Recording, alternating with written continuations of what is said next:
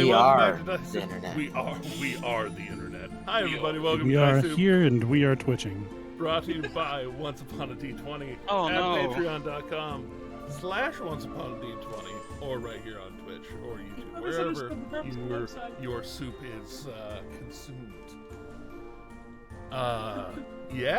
We big shout out to Teddy. Teddy is fighting the good fight today. The one that has him in a hospital. Don't worry, he's okay. He's just recovering. But we love him, and we wish him a speedy recovery. A most speedy and hurried recovery. Hurry the hell up. We miss you.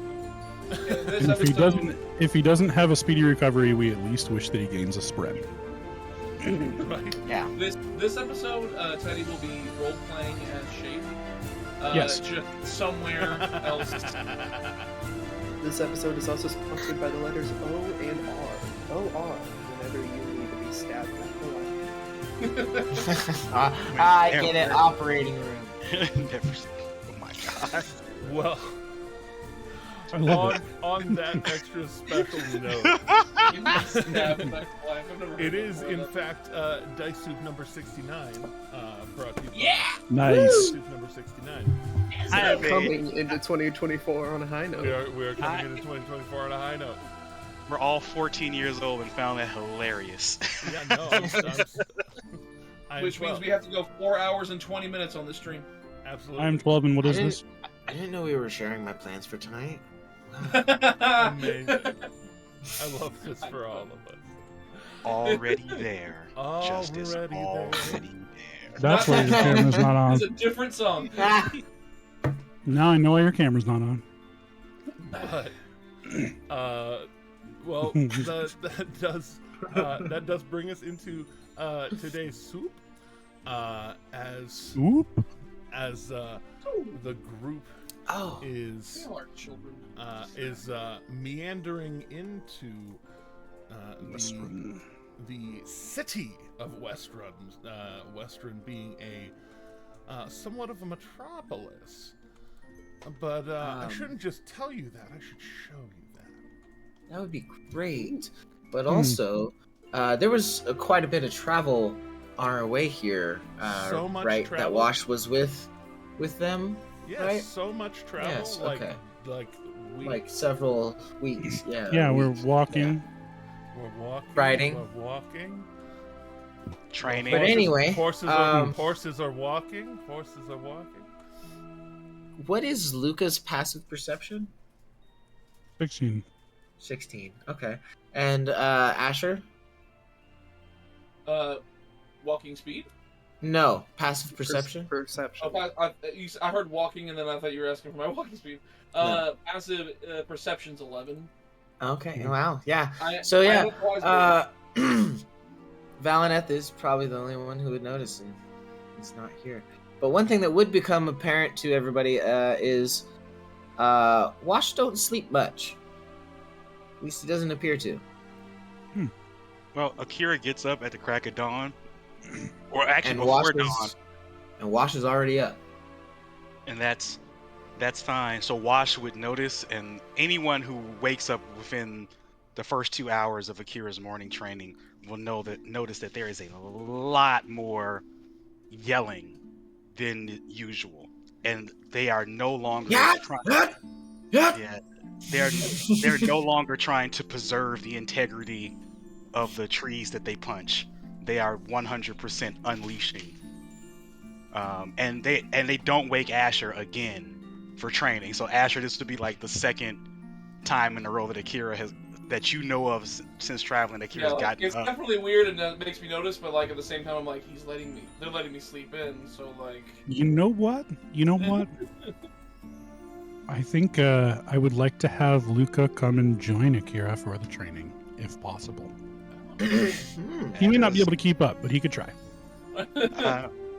Akira would not spar with Luca, not in this particular mind frame, but they would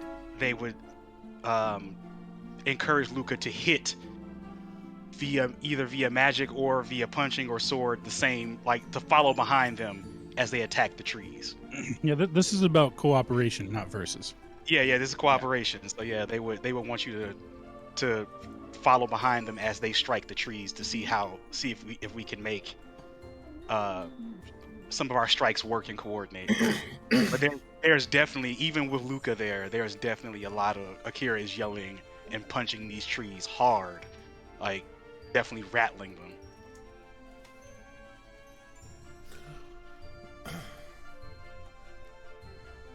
Right. So, since we're covering what we were doing, Yeah, on covering that last some of the leg travel. trip, one day around evening while we're setting up camp for the night, I would cast a message to say something to Sarah. He would be awake. He'd be awake and aware. Sarah, I was thinking I may have a business proposition for you after we get to Westruun.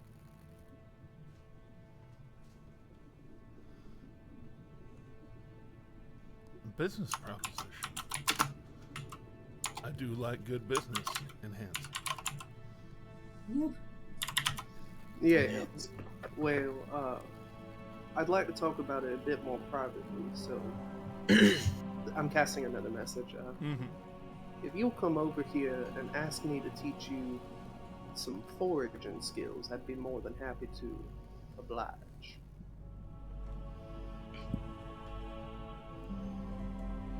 Ooh, excuse me. Wink, wink, nudge, nudge. All right. I think I can. Yeah. Okay. And you would have been able to do that in transit as part of that. Are you trying to take him out on your foraging adventures? Yeah, I'm gonna legitimately, like, I guess, kind of show him the ropes a little bit, but at the same time, going to have our little business discussion. Oh yeah. A little tete-a-tete. As one does. Yes, of course. Go ahead. Oh, go ahead. Just speaking of Sarah, whenever we get to the last day, and this could be after Rose finished making his proposal, Akira will go to Sarah and ask for him and his stoutest fighters for a sparring session. As we get out kind of away from everyone, I'll kind of turn to him and I'll say, now, you and I both know you are rather well versed in acquisitions, and that's the basis behind my proposition. More well versed than I certainly used to be. Of course.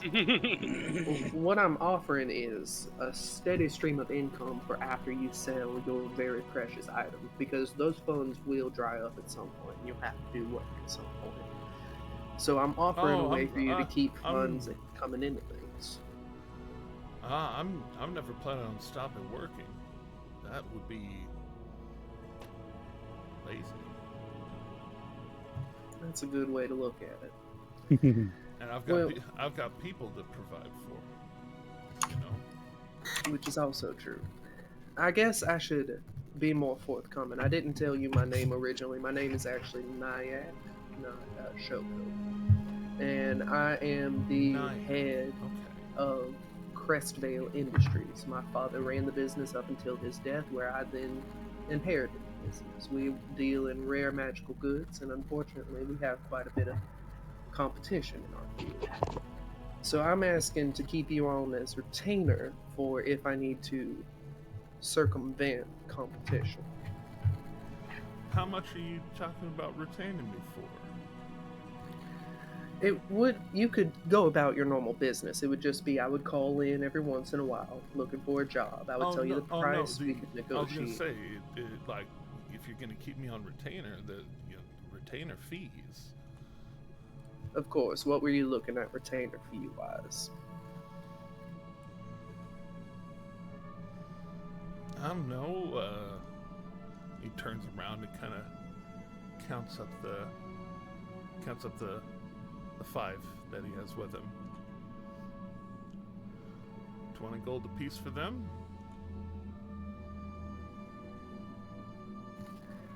Per month? I can work with that. Well, it would also be, let me kind of lay things out. All I'm going to need you to do is when a job comes my way, when we need to get something from competition, I will get in contact with you. I know how to cast spells. Get in contact with you. You don't have to worry about that. Oh, fantastic. I haven't figured that one out yet. It's quite helpful. Take a little more time training and you may learn it. I'm trying. I'm really trying. I know. I'll message you. I'll tell you the job, the location, the time frame. We can negotiate price. That's just fine by me, because I'm more than willing to pay you per job as well. That's what I figured was going to be my cut. You paying me per job, and then I distribute it to my people. Of course, and I'll sweeten the deal in just a second. But I'll tell you specific items that I need you to get, and I'll make sure to tell you which associate of mine to get those items to, or to put them in a dead drop or something like that. I would prefer the dead drop option. I don't like dealing with people face to face. I'll keep that noted. But how this deal sweetens is you'll get the money from me, and anything you find during your acquisitions that's not one of the specific items I'm asking for, I have no clue. You're right. You won't. Pretty nice deal, wouldn't you agree? Getting paid on top of getting paid ain't bad. Pray he doesn't alter it further. But just so you know, I got it. Just so you know who you're dealing with. And he looks down at the ground, right at your feet. And you see in neat stacks of 20, 5 stacks of 20 gold pieces. Oh. Was that out of my funds? Am I able to figure that out? Oh, yes, you are. You are able to notice very quickly as he draws attention to it. That was why I had him roll the sleight of hand check. He brings notice to it and says, "Just so you know, I can have a conversation with somebody right to their face, and things can disappear off their person." Which is why I saw such potential in you for this position within my company. I'm planning on passing that knowledge on to my buddies.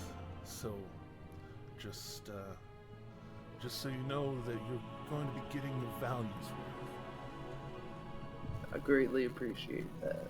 And as a starting gift, take one of those stacks as a part of our agreement. I was planning on taking that whole stack as per what you just said. 100 gold pieces. 20 for each of my guys. 20 for each of my guys, right there.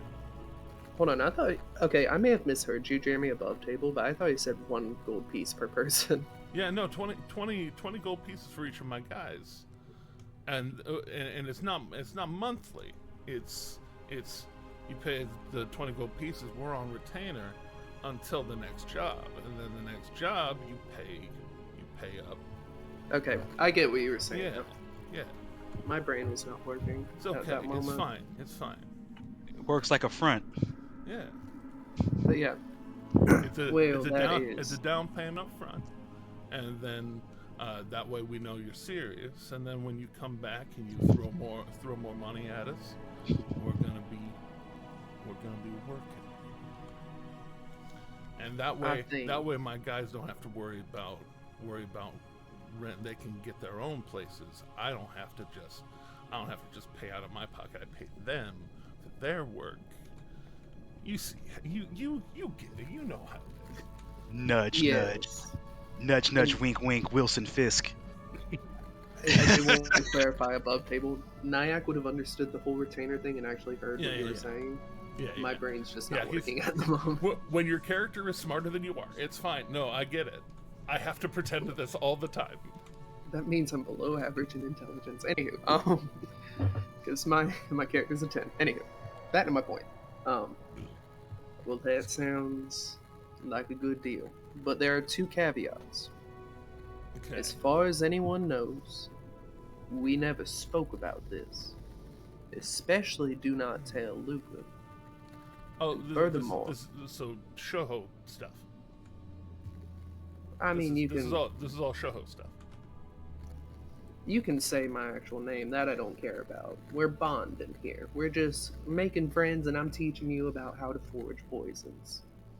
Yeah. But, you can say Nyack, but nothing surrounding this business ever comes out, and you never tell anyone that you're on retainer by Crestbale Industries. That's what I said.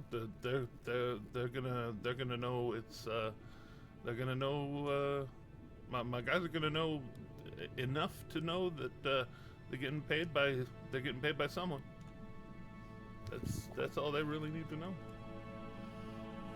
It is a pleasure to do business with you, Sarah. And I'm going to reach a hand out. And he reaches his hand out, shakes your hand, and kind of just one at a time, those stacks of gold just start floating up, looking like they're being held, but you don't see the hand as it just kind of like rotates and puts it into his pouch, one at a time. Perfect. Now, let us teach you about foraging for dangerous deeds and goods. All right, and y'all go into that. I'll make note of that he has begun learning at your hand. That will be. He's relatively intelligent, especially now. More so than ever. More so than ever. Yeah, no, he became a leveled NPC very suddenly, but he's starting to catch on to what you're showing. He shows off actually in some of the private tutoring, shows off the fact that he can manifest a mage hand without wiggly wooing his hand, and actually shows that it can appear, in various colors or no colors at all. Would Akira have seen him doing any of this mage hand stuff? Oh, you would have actually. You would have seen him doing some of his mage hand stuff. It's not. Wow. He would have been doing some of it like in and around people too. Okay. Then at some point when Nyack and Sarah are making their way back, I'm gonna tell Sarah, you know what, you should join your men in the sparring with me. I was gonna say, I don't think any of them are capable of sparring with you, but I definitely wouldn't mind a little sharpness to my skills. We'll make it interesting. First one to land a blow to the face wins. To the face. All right. So basically, first blood then. To the face, specifically. All right. Specifically the face. Specifically the face. You hit me in the thigh, it doesn't count. Fair enough. You want we should do this now? You finish with Nyack, I would. Yeah, no, we finished for the day. I'll see what I can do. And if you're finished for the day, there's nothing but open space and opportunity. Take your shot.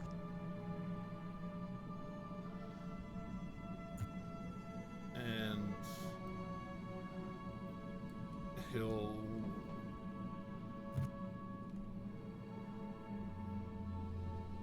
he'll keep a sheath on his dagger and just bring it out because he's more well versed in that than anything. And he just kind of gets into a stance and he's gonna go for it. All right.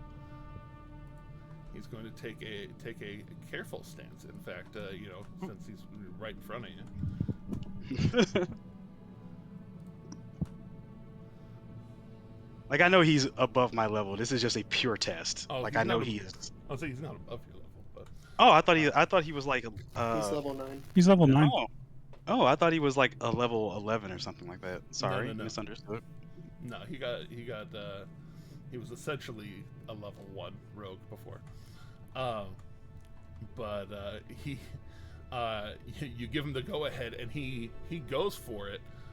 15 obviously not going to do it, but he goes for it. It gets close, but you're able to very easily just out of the way. Mm-hmm. Like a just moving my upper body out of his reach a little bit. What do you do?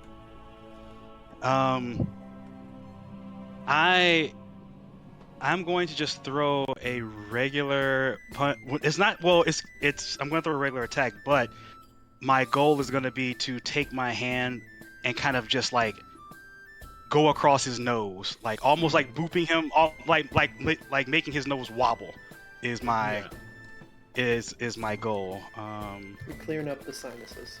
Yeah, clearing up the sinuses. That's what you call it. Oh crap! I'm sorry. I'm still on that mock build. I need to change something. I am so sorry. I almost rolled something that would have been way incorrect. So actually, because this will actually just get knocked down to 1. So subtract 1 from this, then I'll change it. So that's actually only a 13. I'm sorry, 12. All right, you go for the swing, and he is able to barely sidestep it. It's way closer than he is happy with. Do you go for multiple swings or just as he steps back, I'm actually going to swipe at his legs with my tail. Kind of like a leg sweep but with the tail. Yep. Oh, I am failing hard. That's only going to be an 11. All right, he jumps it. Throwing just a free third one or yeah, I'll you know what? Yeah, I'll key it. Okay.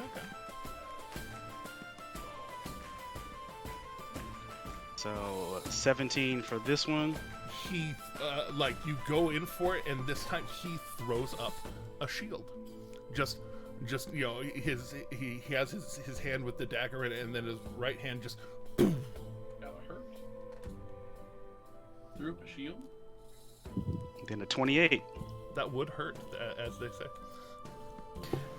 Yeah, and that one does tag him. Yeah, I put my hand through the shield and I take his nose in between my fingers and I just kind of crank it a little bit, like a pretty much like a bratty child. I grab his nose and crank it. Where'd you learn that move? Your brother's never had anything to hook onto. You've never met his brother. I've seen. Slayer has a nose. Yeah, Slayer has a nose. And just from knowing that a nose is a weak spot, just from learning martial arts. Yeah. But yeah, I'm not trying to hurt Sarah like with this. Like I break his shield hard. I do break his shield pretty hard. Yeah, you break through his shield and you kind of grab his nose and pull him in, and will a 22 end up hitting you? I will as well throw up shield as it would have hit me, but I will as well throw up shield. And you boop his nose, and he goes to lay the blade at your neck, and you just boom, and it forces it out of the way. And he looks at you with his nose still grabbed. Okay, you're really fucking good. Jeremy, check your DMs, please. Akira will let the nose go and say, "You have satisfied my curiosity for today. Thank you." Totally. Yeah. I'm not used to fighting somebody who's not gonna actually try to break my nose. So, and he goes to clip the sheath back onto his belt. It would be unwise for me to injure you in such a way. You're an ally. But I will help you become faster, because by helping you become faster, I become faster.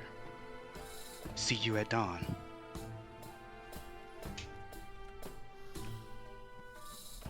See you at dawn. Bring breakfast. Lesson 1. Lesson 1. And I don't know how good it's gonna be. I bought a little bit on the way out, but the prerequisite was not good. It was bring breakfast. Lesson 1.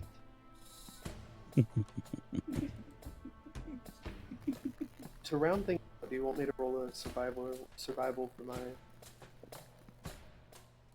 with? we did all the survival checks last week. You're right. Yeah, you're right. Yeah, we rolled all of them last week, so I remember making sure of that before we took off. Yeah, Akira will then go clean themselves up and do whatever it takes to prep the wagon if we're about to be in motion again. Yeah. I mean, and check on Slayer. Like, definitely make sure that there aren't any critters. It does seem that his metabolic processes have slowed to a glacial pace. It is not like he is soiling himself, nor is he sweating or emaciating. Okay. Just kind of at rest. Yeah. Outside of making sure Slayer is set, Akira will just prep the wagons and of course spend time with Luca until everyone's ready to go. Oh, and then after training with Sarah, also tell Asher, also see you at dawn. But I thought we were okay. Nyack is laughing under his breath at him. Yeah. I've punched enough trees. I need moving targets. Yeah, no. Squishy. Akira just keeps moving. Akira just keeps moving. I fully expected that. It's exactly what I imaged in my head. You're pointing at the wrong thing when you said squishy, Asher, and I'm gonna smack him. Wow. And Akira will also make sure that they speak to Wash, as resident new guy. They speak to Wash. Yeah. They give you the nod that I would expect a cowboy to get from a person. Right. Yeah. Wash just sort of tips his hat and nods back at you. Yeah, they definitely make sure they speak. They tell you, coffee will be ready soon. Ash will take care of it. Wow. Wash will, that's funny, I guess. as you mentioned the coffee, Wash will just hold up a hand and be like, "Oh, I'm quite stimulated already. Don't worry. Shouldn't have any issues." Fair enough. And yeah, Akira will go get ready for travel. You notice how Akira doesn't want me near any of the food crap, Asher? Yeah, there's probably a reason for that. Maybe because you tried accidentally poisoning somebody. Actually, man, there's so many things I'm forgetting to mention. That I mean, these are simple enough things that I feel like most people would notice these. Wash does not partake during meal times. Oh, that'd get noticed, I think. Yeah. By day 2 or 3, I think even Akira would like, you don't eat. Why? I don't much find the need for it. He's not very good at hiding things. Are you alive? Because Akira just outright asks you, are you alive? You can't just ask people if they're alive.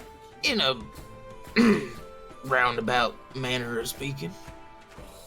That's a no.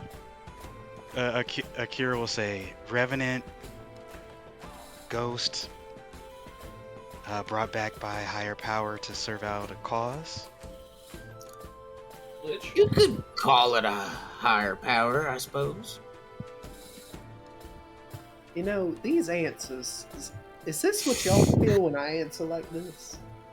Yeah, exactly. Pretty much every time I've ever asked you a question in my time of knowing. I like that. I like you, Wash. Yeah, Akira looks at you in no uncertain terms like, yes! Yes! Exactly what it's like. I will The say, I like you, the difference is what Wash can't hide it very well. Like you answer in a somewhat roundabout way that plays it off. Wash doesn't. Wash is the sign on the door that says "totally no drugs in here." Like that's what Wash is. Wash is the guy's like, nothing bad in this room. And he'll sort of he'll take off his helm, and which he also hasn't done for the most part. And there is a noticeably ashy gray cast to his skin. His eyes very much look dead. But he also seems to track you, like you can see with them. Mm-hmm. His hair is also sort of that, sort of platinum white. And he's wearing armor over pretty much the rest of everything else, along with his cloak. When you reveal your face and everything, Akira's head is gonna cock to the side and kind of say, you look like this drow that my sibling brought home a couple years ago. Oh no. Huh. I have to Whoops. sibling. That'd be a good story. Wash was just sort of like lean back and be like, "Thank you. I think it's pretty well known. Percival obviously knows. Y'all familiar with the history of Whitestone? Vampires and such? In general terms. Yeah. Well, long story short, I was one of their victims. I see. They were doing some hokey magic up there in their castle, and as a byproduct, lots of people ended up dead in town, and I happened to be one of them. Also, they happened to use my body for some experiments. Here I am. Might I recommend you not being here when big guy in the cart wakes up? As I understand it, he's not a big fan of the less than dead. While it is true the Slayer definitely had a certain fervor when dealing with the undead, I think we, at the moment, can bend the rule for this kind soul. And when Akira says kind soul, you see like they want to believe that about you. Right? They want to believe, like they want to believe that about you. Right, and again, he has introduced himself as Wash Parchwood. Y'all have met a family of Parchwoods in Whitestone. Yes, we have. Lord Percival has said to Luca that he would trust Wash with children. Yes. Mm-hmm. So. And yeah, I mean, and so you're just still seeing, like, you know, just like Akira is they just want to believe everything so far about you. Like you can almost look in their eyes like they need to believe that you are all these things right now. Yeah, and in speaking with Wash, like he is very much alive. It's not like Aethys's, you know, companions were like they were sort of facsimiles of said person. Like I think Wash seems like a person.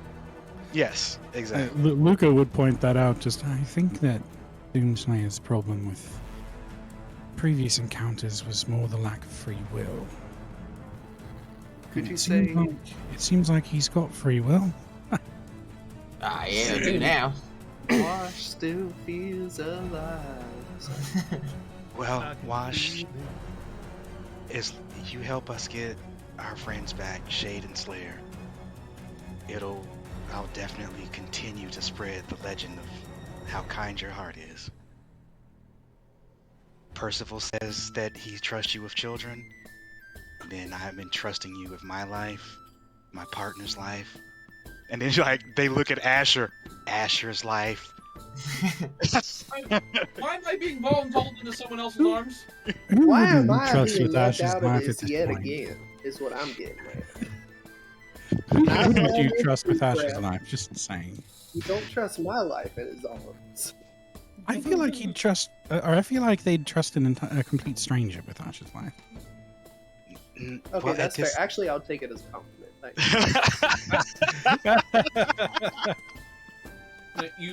You're talking to like a little border collie. Like, I trust you with Asher's life, and it's like, it's a dog. Like, it's not a dog. It's a border collie. They're amazing.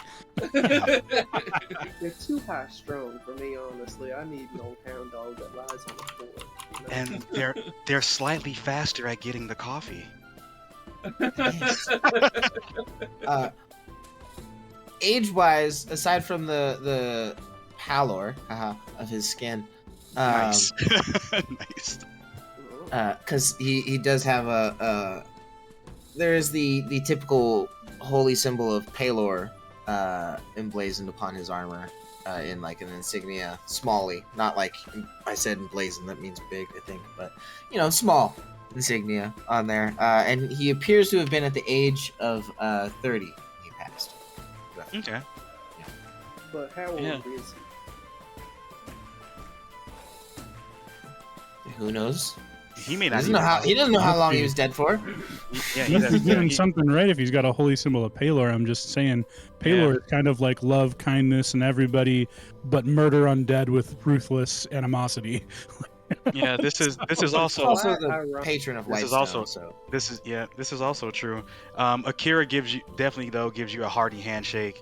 And with your response, they give you a hearty handshake, while also saying that they entrust their friends, entrust you with their friends' lives at this juncture, because they know what we're about to undertake, and so they know this is kind of one of those harbor no illusions. While the grand adventure, as before us, this shit could go sideways, and we have to have each other's backs. Yeah, Wash, however, doesn't actually, and with his response, he'll say, "Well, I'll do what I can while I'm with y'all, but I am here for the Whitestone business primarily. Looking into that rogue agent. If I can help you, I'd be glad to along the way." You said rogue agent, and I thought you were about to say Rogaine, and I was very confused. He doesn't need Rogaine. His hair doesn't stop growing. Are you kidding me? Because he's dead doesn't mean your hair stops growing. Have you seen how fabulous this man's hair is? That is actually why you would have to eat sometimes, so that you have. I know. Yeah, have you seen the Pantene Pro V shine to his mullet? Wait, okay, so I guess I didn't hear this last week, so he's called in to look into the agent that killed Kavana. Yes. Yeah. Yeah. That's his mission statement, at least. Right. You're being redemptioned. And at least one of my characters will be. And Valanet actually will chime in at some point on the way in to Westruun. Excuse me. You know, they're all talking about needing to go to Craghammer to be able to go to Feywild. Yes. No. And he's kind of no, kind of twirling, we're not. Kind of twirling the staff with his fingers. The sky sail collapses down into a staff. Right. And you know, Westruun over there is actually the closest locale to my home in Zephyr. If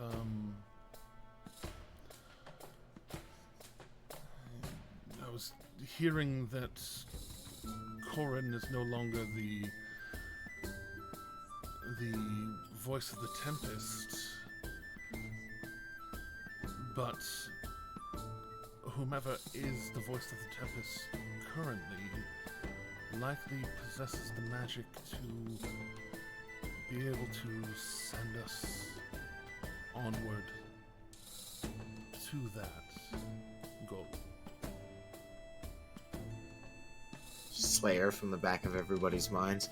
Magical transportation is bad.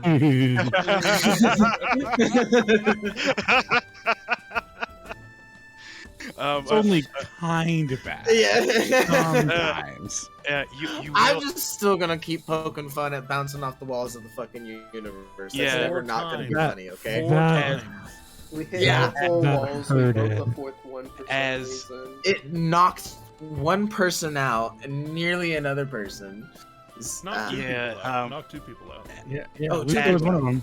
At the mention of the teleportation, Akira will kind of like grab Luca's hand and be like, well, it could either go very painfully, like, that time, no, I mean, or it could go smooth, like the other time. Yeah, I broke my nose last time. I'm not. I don't mean in the way of like teleportation. I mean like maybe being able to crack open a gate, or perhaps have knowledge of a gate to the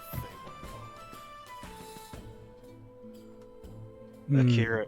Akira just looks at Luca. I defer to you when it comes to magic. I just like to punch things.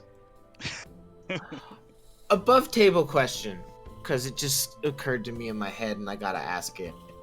Would a gate spell work for freeing Shade or Slayer? Unknown. Fair enough. The cards state it wouldn't. No, the cards state that a wish wouldn't. Well, I mean, which is technically more powerful magic. I was about to say the wish is the end all be all. Right. I'm just saying, Sometimes the simple solutions are overlooked. Right. Exactly. It's true. Like, can you imagine the person who designed that spell going like, "A wish will never cure you of this"? What the fuck are you doing? I'm using the gate spell. No, don't do that. No. That's cheating. Well, that doesn't count. Wish is more powerful. Like... More towards the point, wish can mimic any spell. So. Yeah, no. So if it had the capacity to free the thing and you cast a wish, it would just create a gate and free the thing. Yeah. But anyway, all right. Good points. Continue. If I remember correctly, Val, we were going to Craghammer to give the stone back, the magical Juju stone, on behalf of Slayer. That needs to go back one way or the other. Yeah, it definitely has to go back. Would it be more propitious for us to have propitious? Slayer be the one to bring it. Yes, proprietus. Valineth has an intelligence of 20, okay? Yeah. I just liked it. I just liked it. I know. I just liked it. You Is all. know, there was something that was said that I seem to recall, which was that no one was particularly welcome there. And Craghammer specifically.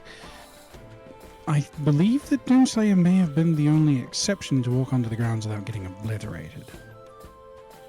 So I think that's actually true, yeah.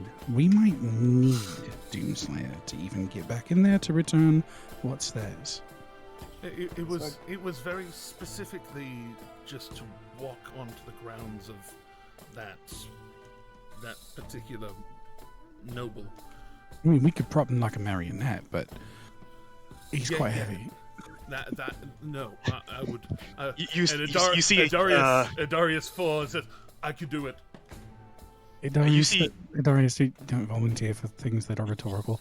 You see a full chibi bubble above Akira's head of them using telekinesis to weaken at Barney's Slayer, complete with sunglasses. And music. Oh boy. Darius, don't volunteer for things that are rhetorical. Yeah. Yes, please write that into the merch chat. We need chibi version. If I may, I think while he did appreciate Slayer, we don't have to enter the grounds to speak to him, as we saw. Well, actually, I didn't know that.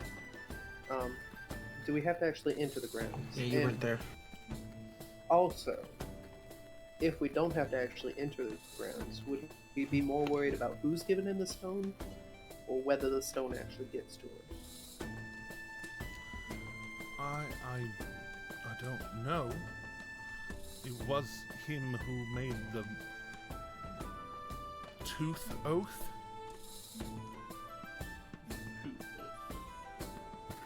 That's the golden tooth. Okay, that makes sense.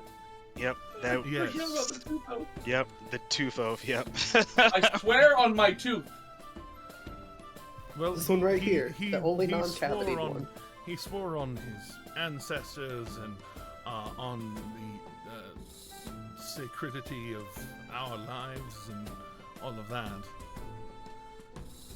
Oh, so he Excuse roped all y'all into that. Well, more of him promising, and he calls us all his pups, and he sees all of us as precious things to be guarded.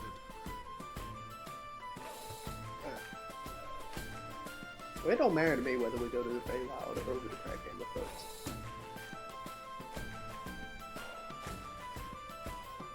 I think. But also, I think that Wash is just like observing. we know that the Feywild is where your one friend is, but we don't know where the other one is. That could, I mean, also possibly be one of the things.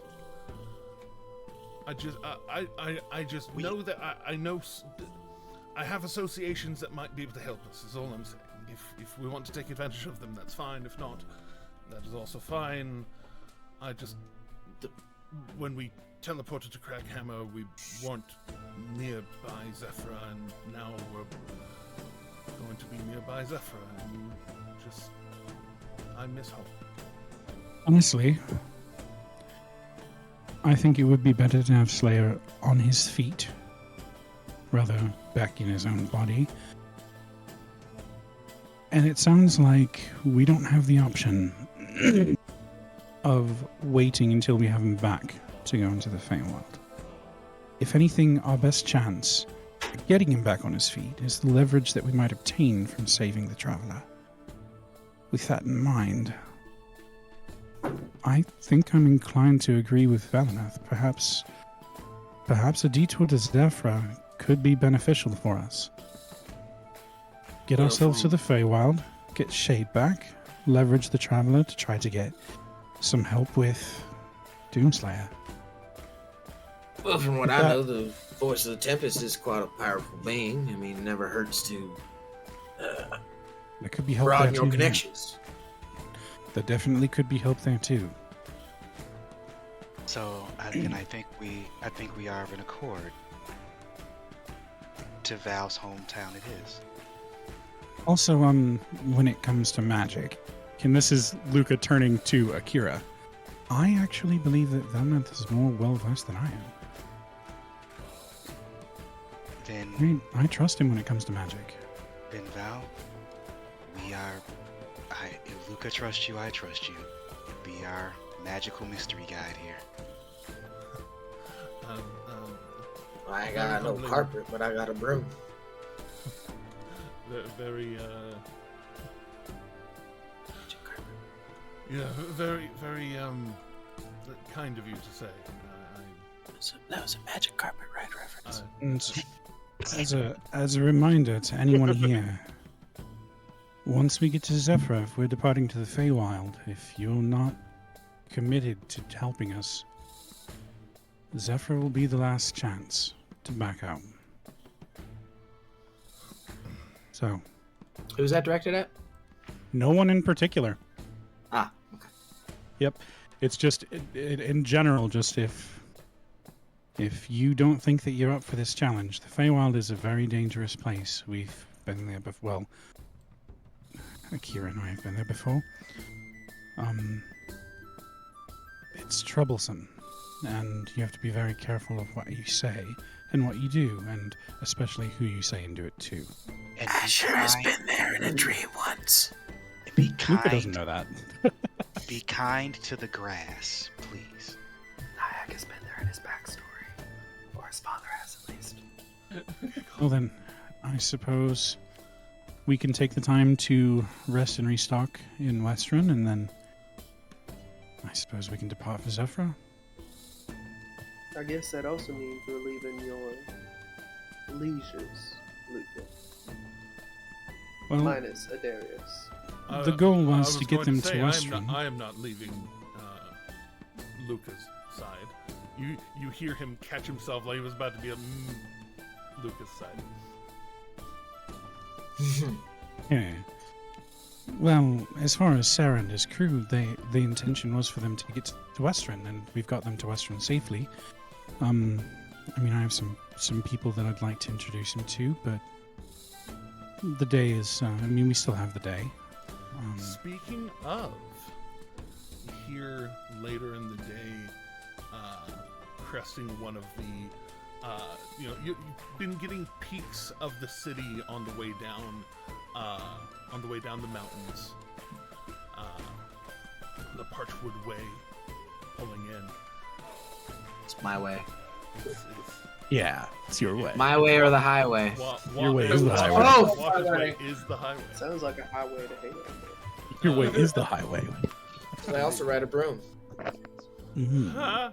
So vertically high.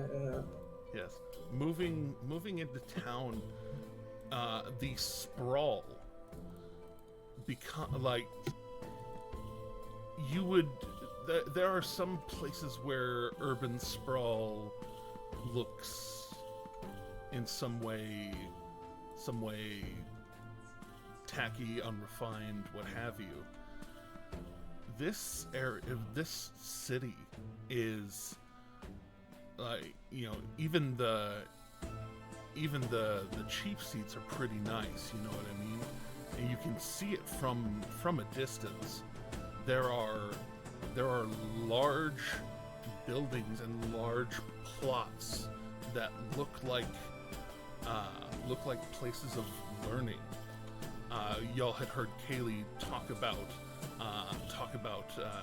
attending the West Hall Academy here. There is a very tall tower with a golden sphere on top of it that looks like it has a gigantic scope on the top of it, pointing to the sky. It looks like it's a whole mechanical thing, but it's also plated in gold. There is a whole building that looks like it is leafed with gold all around it, and even from a distance you can tell it's opulent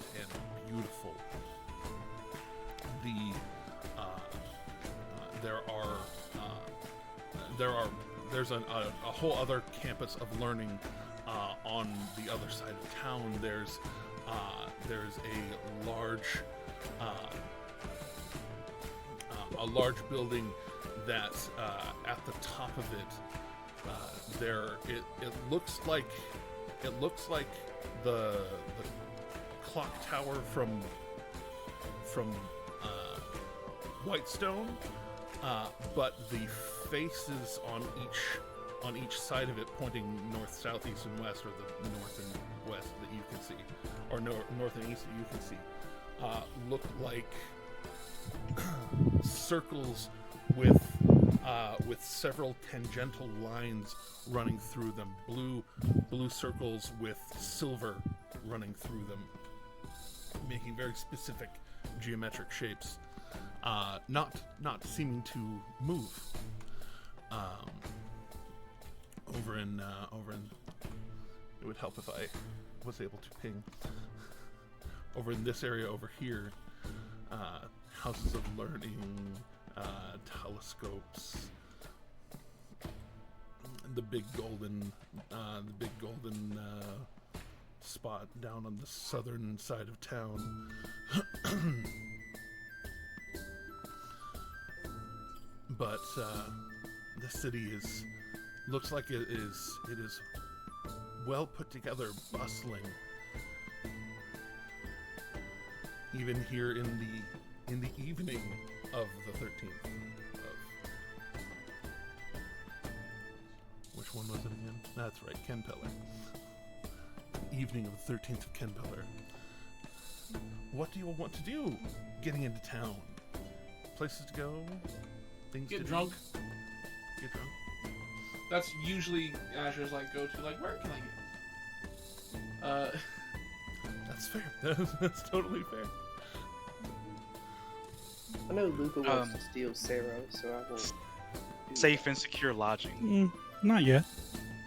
Oh, well then I'll take Sarah first. I'd like to walk Sarah over to where the dread, show them where the dead drops are, and yeah.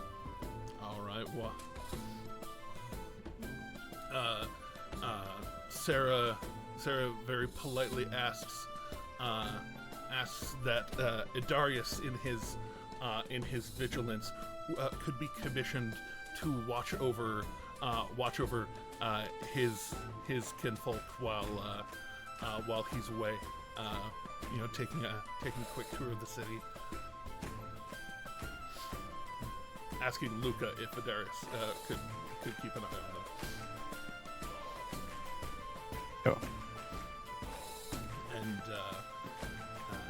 as you move further into the city,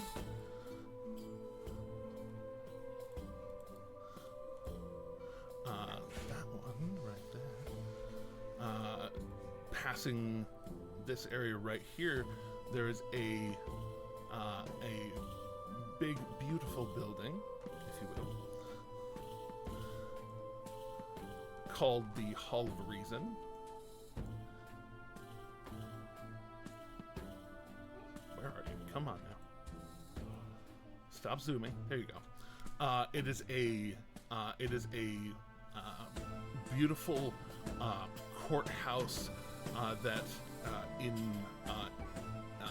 at the front of the building, at the very top of the steps, there is a marble statue that looks like it has been polished to an almost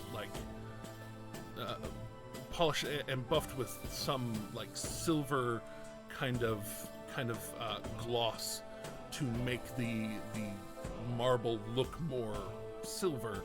This dragon, wings outstretched, noble head, not barking fire, but just nobly standing. Those of you who know of the Platinum Dragon would know the Platinum Dragon when you see him. There is a kind of there's a square in the front that looks like it is a gathering place, but right now it's just merely being used as kind of like a city park where people are gathered, talking. Some people playing chess, that sort of thing. Real quick, we got a heads up from Justice that the stream music is a little bit loud. A little bit loud. Yep. Jeremy, you had one job. Dang it, Jeremy. I had 17 jobs. It's fine. I'm just making that sure. I know. So we were like down in the park with a magma and me. Precisely. Yeah. Heading further and further into town. Right as you get down here, you see what seemed innocuous at the other park, a fountain that had a statue of a gnome on the back of a horse, with his shield up, or with his arm up and looking like he's going to draw a blade off of his back. He must look adorable on that gigantic horse. Well, it was a smaller rendition, because it was like the center of a fountain. Over here, you actually see what looks like a larger statue, a more life-size, like a life-size horse, and a slightly larger version of this gnome to kind of make him definitely the reverse Napoleon, where Napoleon was depicted shorter than he really was. This guy is being depicted taller than perhaps he was, with the gnomish features. You don't know. It's old. But you see a placard on it that denotes the statue as the Black King. But then that is merely in quotes.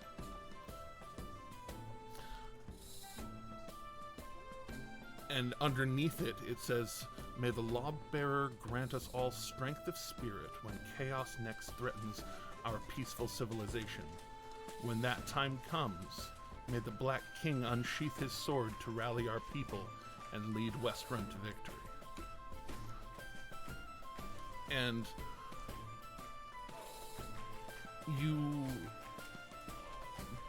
even the least perceptive of you, kind of notice that as people pass by this statue of the Black King, the head of both the gnome and the horse kind of look like they pick a person walking by and track it. It looks like solid stone. There's nothing mechanical about it, but the stone kind of, this very light stone on stone sound as head moves. Doesn't move unnaturally far, doesn't owl around, if you will, but just kind of back and. That's unnatural for a gnome. That's fair. But it just kind of, looks back and forth, and like it is keeping a vigil, and both the gnome and the horse head both doing kind of the same kind of thing. Akira's gonna lean into Luca. Is this statue alive? I don't think so. It's definitely moving slightly. Poke it with your brain fingers. R/new sentence invented. Yeah, Akira is going to mage hand. Poke the statue at Luca's behest.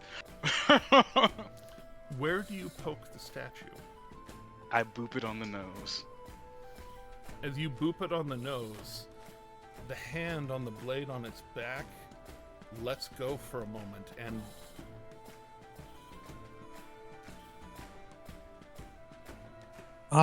we are seeing a Las Vegas attraction. Oh, I think it's actually a person. My first thought was Buckingham Garden, but How impressive! it looks entirely stone. A very nice black mottled granite. If there are seams to be seen, they're not very well seen. Yeah, Akira. Brain a little. Akira is clueless like Shag and Scoob before the commercial break. So they're just going to look oddly at this thing. As you're all kind of gawking wildly, there's a someone whom is robed up and just kind of passing by, and they look up from their business and see you all kind of marveling at it, and he kind of brushes his hair out of his face. Looks like he presents himself a little bit, and looking at the Black King. Don't worry, he's looking back at you. Yes, unnervingly so. Unnervingly so. Incredible what Arathas's people were able to enchant. Well, Arathas's people and the League of Miracles all working together after,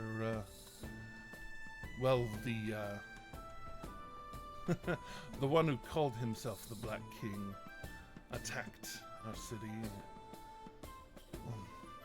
before I was born, but so he's kind of this younger man, upper teens. You can tell he's definitely has the enthusiasm of a person who'd interject in people just staring at a thing.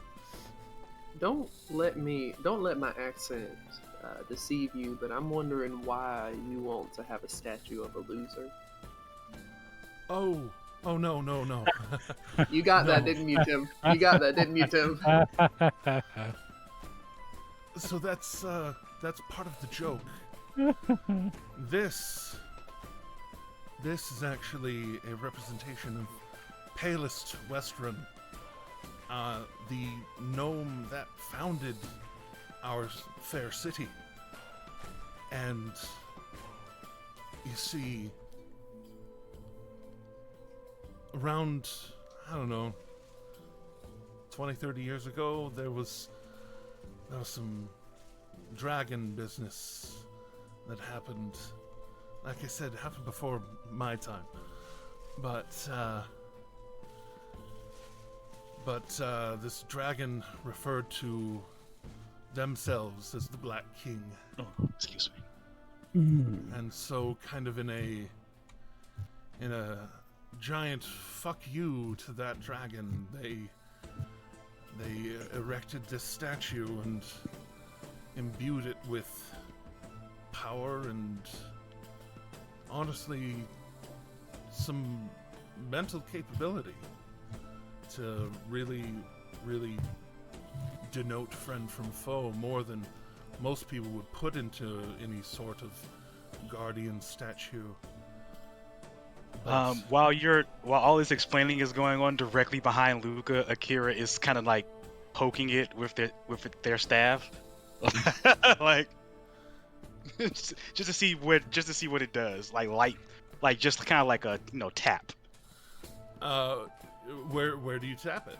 It's up a bit, so it's on like a 6 or 7 foot platform, or a pillar, kind of situation. So with your staff, you would be able to reach up and for you especially, you might be able to get up far enough to tap Palest's leg or the horse's leg or. Yeah, it comes like because Akira is 6'7", and so the staff would give him a nice little nice little reach. Tap. Yeah. 6'7". I didn't realize that. Yeah, Akira is 6'7". They're slightly shorter than Slayer. I'll tap the leg with wide-eyed curiosity too, like no malice. This is just really like I want to see it move. Yeah, the foot kind of shifts a little bit, and then with that tap, the head of Palus turns and actually looks down at you. The face not changing, just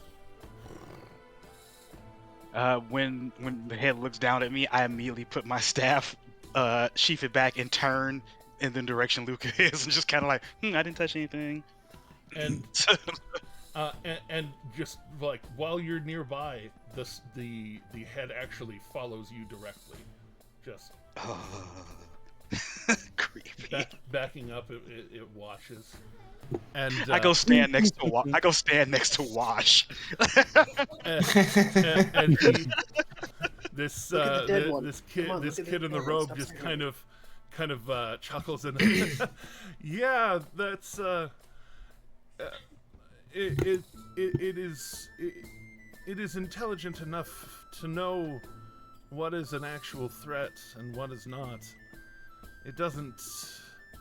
It's not a lawkeeper or anything. It is more for existential threats to the city. If the Black King steps off of his pedestal, it is for something that would be irrevocably problematic to Westruun itself. I hope none of that occurs while we're here. I've only ever seen it happen once. We had an incursion of some extraplanar folk. I'm not sure whether devils or demons. They were nasty, but someone cracked open a portal that they shouldn't have cracked open, and the Black King came down. Other people joined him. It was, well, I didn't see it directly, but not the fighting. Saw the Pale King step down. Freaked me the hell out. Akira agrees that they would find that freaky as well. As they then lean back into Luca, like, okay, creepy statue, don't like it. But that is kind of the Lord Mayor's purview, generally, unless something directly comes into the sight of the Black King. The Lord Mayor can call on him whenever she wishes to call on him. She doesn't do that very often, like I said, only once in my lifetime. Hopefully we won't be here for the second and or third. What I mean to say is you poking it with your staff is probably not gonna incur any sort of wrath. I just wouldn't actually hit it. Oh no, I don't attack art unless it attacks me first. Can appreciate that.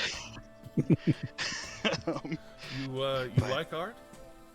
I am learning from my travels to really appreciate it. And he looks at your arm. Well, that's good. If you want,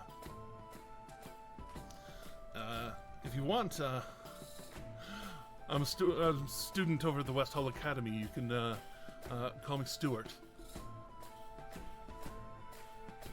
He's a steward, and his name is Stuart.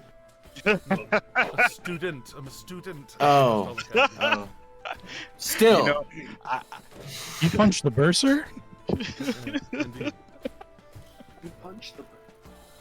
But, Still, he's a student, and his name is Stuart. yes. Yep. Well, I mean, it's very Victorian naming practices there. But down the road at the West Hall Academy, I'm a student of glyph work right now, trying to figure out all those sorts of things. But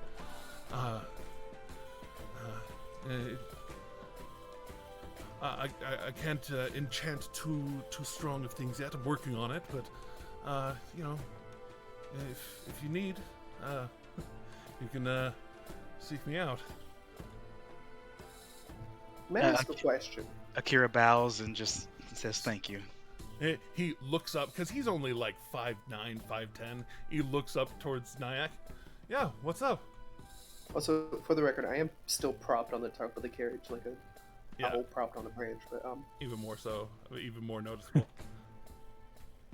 Do you know if any of the professors know a particular spell to regrow feathers? You want to regrow? I mean, if you're wanting it really fast, I don't know if any of them know how to regenerate. Maybe. More I'm asking is when you lose feathers to this degree, and I'm gonna just gesture to the arm wrapping, like that goes from my shoulder down to my mid-arm. Oh. When you lose feathers to that degree, it takes quite a while to get your plumage back, and That's true. That's true. I don't necessarily like my skin being out all that much, if that makes sense. That's makes me fair, feel like that's I'm going to be totally standing on a corner, you know. Anywho, Can't relate. I don't know if anybody there could do that. I mean, if you're looking for some sort of healing salve or something, you could check out Gilmore's Glorious Goods. Head west, where you turn into the academy to the north side. You just turn to the south side. Can't miss it. Smells of beautiful spices and oils and gold and purple sachery all over the place. Can't miss it. I do hate to say it, but my business is in direct competition with Gilmore's, but that's besides the point. I'm not really, like, it's not really a healing thing, you know, it's more of just like accelerated growth thing. Yeah. Like I said, I don't know if you know enough alchemy for that sort of thing. I know the people that work with Gilmore, and maybe even Gilmore himself might know. I don't know the guy, but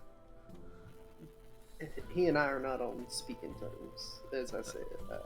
Well, don't tell that to the people that run his shop, I guess. I can't support a competitor. That's just bad business. You can if it's something that you can't do. It's good to have competition. Healthy competition makes for better everything. Keeps you sharp. Whenever your competitor gets ahead of you, at least, I mean, that's what they tell us at the academy. But... Well, thank you for your answer. Yeah, no worries, no worries. And that is said in a very much like, I don't like your answer, but thank you for answering me. I mean, if you might be able to find something down at the exchange. There's it's a little further south. Down that same road, the Exandrian Exchange. It's kind of a, not that it's a very high grade pawn shop, if for lack of a better term. It's people bring their wares in and commission them to be sold by the exchange. and they have things from all over the world and all throughout history, and some of it's more expensive than others, and you can negotiate prices with them. They're not hard and fast rules. They'll buy stuff from you if it's cool enough.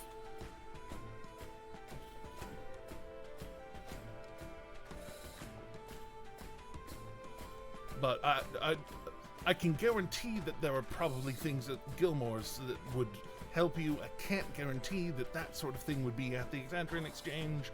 But again, that's up to you if you don't want the easy help.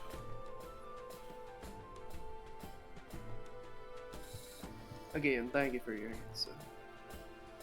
There might be a druid at the Wild Arbor that could help you.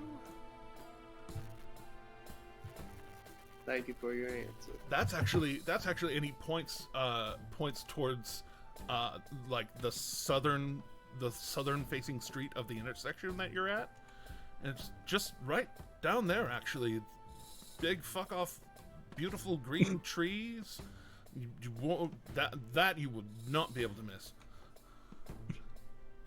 It's basically a beautiful garden.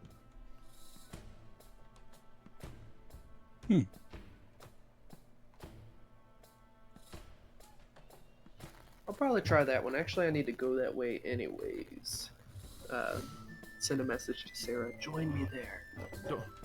Don't get distracted by the first bastion, though. That's the big golden building in front of it, going this direction. It's a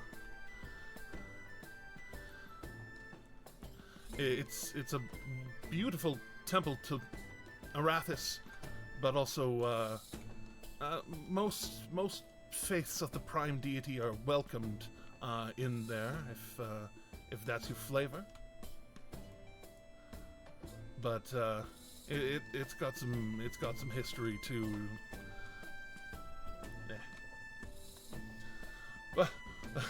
I'm talking your ear off. I'm sorry. I'll let you to your business.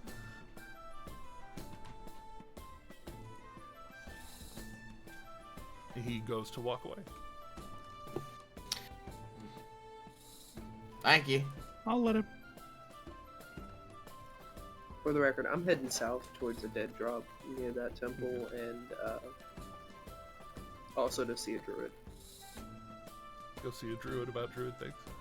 All right, so you're going off to see a druid about a dog. What does everybody else want to be doing with their evening? You've got safe and secure lodging. Safe and secure lodging, so we can move Slayer's body out of the carriage and into a bed for the night, because we're not just gonna leave him outdoors, and also secure a spot for the carriage.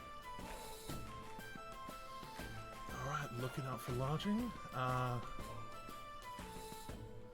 Luca, anything in particular? Luca would like to, perhaps after we get lodging, Luca would look to find a place. Perhaps it might seem frivolous to others, but those who are in the know that Luca finds information at taverns. Luca will look for a spot to perform so that he can send out a bit of a ping. Both might be able to be found in the same place. Yes, possibly.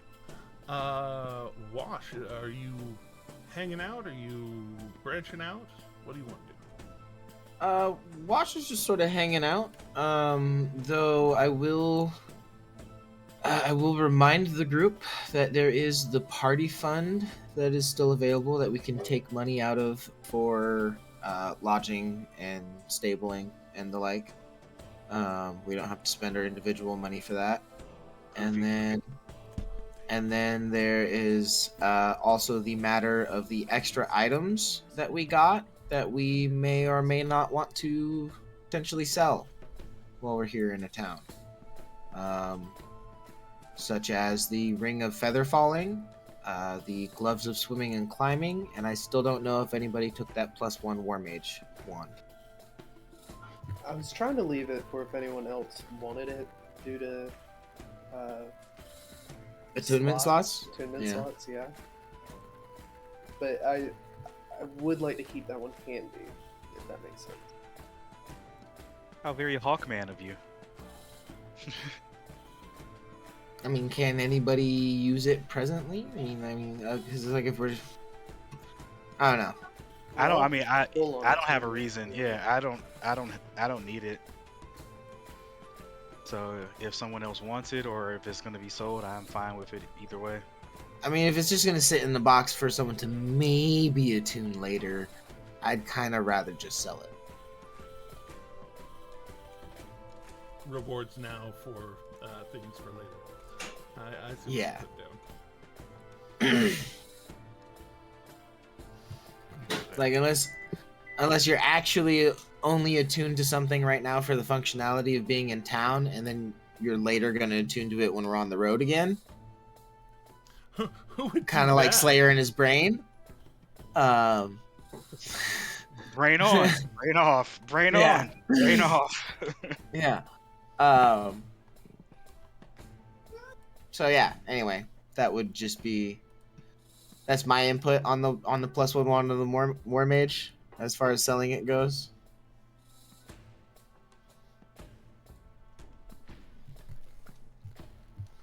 I do enjoy the War Mage. Do you want the War Mage, Asher? No, I think I had the feat actually. No, it's a +1 wand of the War Mage. It has nothing to do with the feat. It just gives you a I- +1 bonus to attack and spell rolls. We talked. Sorry, I forgot about that. We Eh. talked about that. I had the Sky Blender staff, and actually, I think it has more benefit for me. Okay. Alright. So, nobody can currently make use of it or plans to make use of it? Or do you, bro? I can't make use of it for another 2 levels, really, so... I have something That could be a does- ways off, and we could have something way better in 2 levels, honestly. Yeah. I already have something that does similar effect, so I'm good. Okay. And they all freaking require attunement. I mean, I have a +9 to hit already, so... Like, Yeah. yeah. Take that. A +10's not going to make much. Sell it, I don't care. I'm going to a druid, and I'm going to see a dead drop, and I'm trying to get Sarah to come with me suddenly. Easy enough. Okay. Okay. And I'm like, yeah, we probably definitely... Like, I feel strongly that we might find something better in 2 levels, anyway. Back. Maybe in So- a dragon horde? Huh? Maybe in a dragon horde? If we don't Maybe. find something better, we could make something better. Woohoo. Oh, that too. Heyo. I miss having So- a with an actual crafting skill. I don't know if y'all want Wash to be in charge of selling those things, but those are some things that should be. So not that Wash is untrustworthy to do that. It's just he's still new to the party. Yada yada yada. Maybe we should put Luca in charge of it. After all, if you're trying to squeeze some coin out of somebody, it helps to have that charisma. It do. So I believe it was the Ring of Feather Falling, Gloves of Swimming and Climbing, and the +1 Wand of the War Mage are the items that could be sold. Yep. Okay. The feather falling takes attunement as well. Yeah, all 3 of those items take attunement, which is why we don't use them. Fair. I also still have the Potion of Maximum Power in Slayer's chest inventory. That is the potion Maximum. that when you cast a spell of 4th level or lower within 1 minute after drinking the potion, instead of rolling dice to determine damage dealt, you can instead deal the highest number possible. Jeebus. I think we should hold on to that because that's one of those Yes, yeah. we should hold on to pinches. it. Break But we glass should- in case of emergency. But It's we also- should pick a person who's a spellcaster to hold on to it so that it's not hidden in a chest somewhere when we're knee deep in the shit. As much as I agree with that, because it's in Slayer's chest, I don't think any member of the party is going to want to take it because it's a consumable. So, borrowing a piece of equipment that we can return is one thing. Borrowing a potion that we can't return is another. It is put into Slayer's inventory chest because that's where we put all of the stuff from the vampire horde. Oh, I Yeah, understand yeah. now. Yep. So, I see what you mean. so it Yes. is group. It is group It's group stuff. Yeah, I was It's just getting ready. loot. I was just gonna say that, like, I think Yeah. Slayer just had the stuff from the vampire horde at that moment, but it was group stuff. Yeah. It's we put them in the chests, which are the group's chests, but Right. the chests are listed under Slayer's inventory on D&D Beyond. Yeah. For sake of, accounting. If I had to choose somebody to pass that off to, it would probably be Asher. Yep. And Asher was there for that fight, so I feel he's deserving to have loot from that. And I think he could use it. All right, then. So, Asher, add a potion of maximum power. Plus, Asher and Luca had a moment fighting those regenerating flame skull things where we got to kind of like work together and communicate for a little bit. So, Luca kind of is looking a little favorably on Asher because he's seen what this dude does in combat. Like, and he went balls to the wall to make sure that we got through. Yeah. Yeah, it gets wild too. Yeah, he has his glow stick. Wild magic. All right, so I guess I'll stop at Gilly's on the way and see about negotiating for some things. Negotiating. Then Plus, Sarah's going to get back to me at some point, by the way, because he's going to pay me back money. So yes, he is.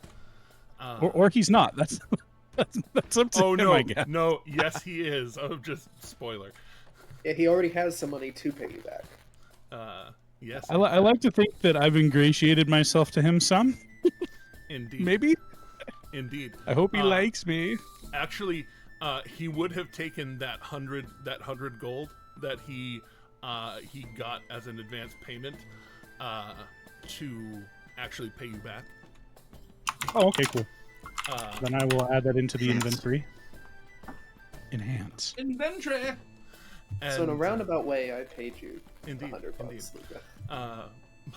But finding place for the horses, the multitude of because y'all have some and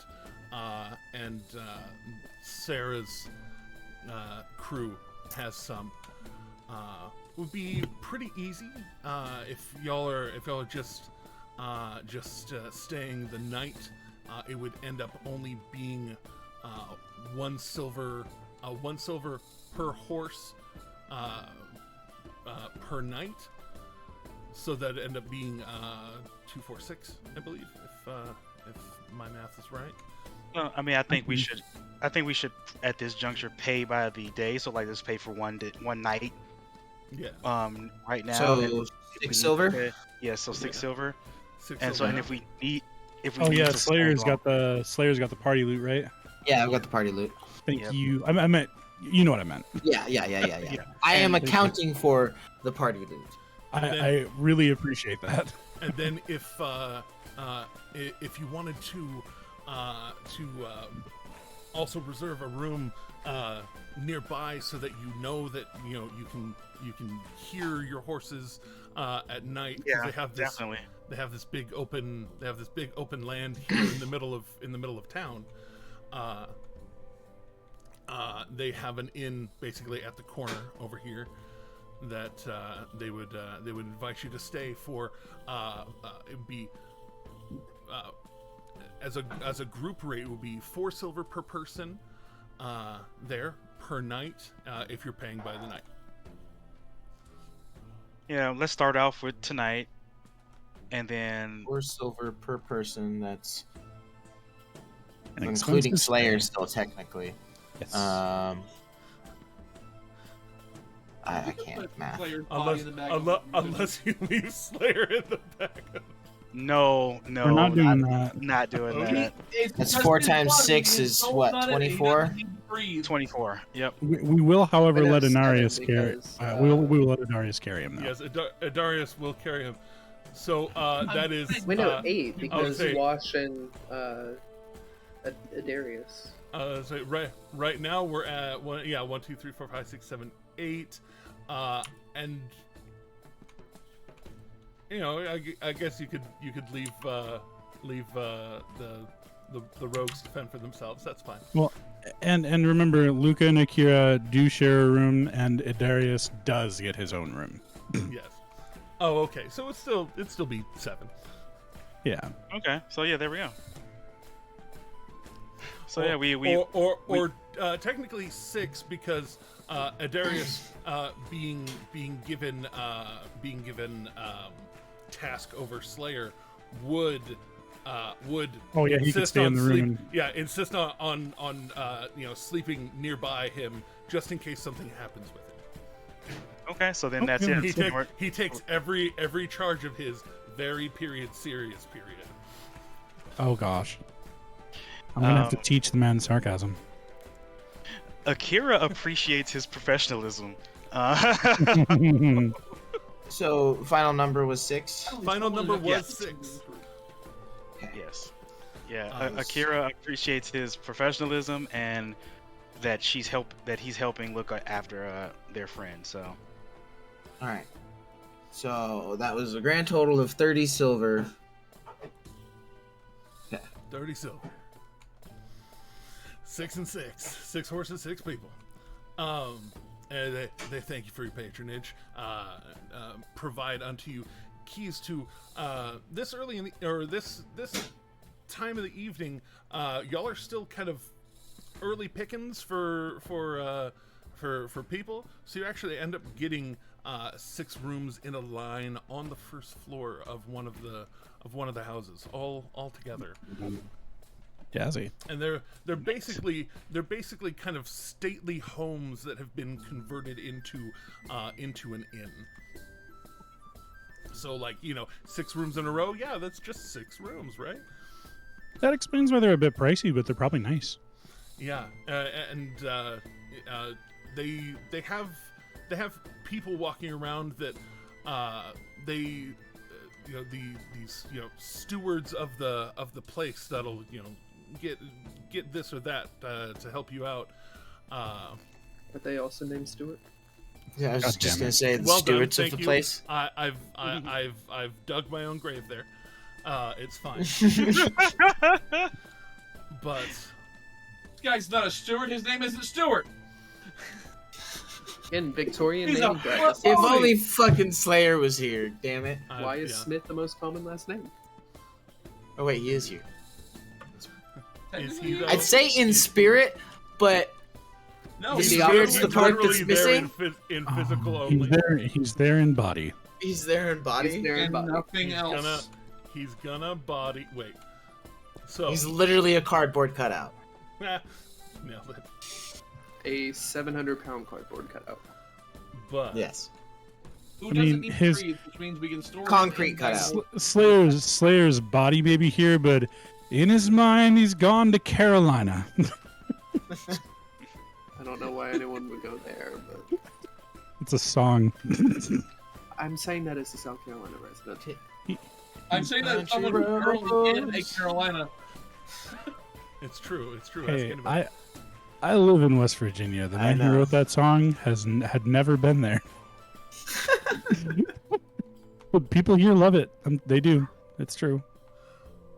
Well, so Nyack headed yonder way, and Luca headed other yonder way. Going to Gillies. Heading down that road, you do see signs as you get into the market ward area. At least on this side of the market ward area, there is definite dorm housing, and there are definitely young student idiots, especially young student idiots with fresh cantrip level magic. See if any of them want to draw a card. Popping off. Not again. Popping off little prestidigitations and fire bolts and things and minor illusions. Just all people, old enough. Embrace your fae. Old enough to learn magic kids damn near adults, but close enough to be trusted with dangerous things. So we're talking like Do it. Kids. Yeah, they're college kids. Literally. This, like, definitely heavy emphasis on college, heavy emphasis on kids. Yeah. Wait a minute. And how close is this to where we're staying? If they want to play a several game. blocks. All I'm saying is singled that out said by there this. is a collection of young college people who know magic, potentially a partying, potentially of consenting age and hot. Asher is over here just like, I'm sorry, is there a party going on? Like a frat party? Pull out your deck of cards, set up your house of cards, and then invite people inside and see if they want to draw a card. Luca, please don't. But Please, not again. Luca heading down the way. There is. But you don't want me to offer more cards to people? I mean, unless you want to. Damn, I'm I just saying that. I'm just saying that you're your own character.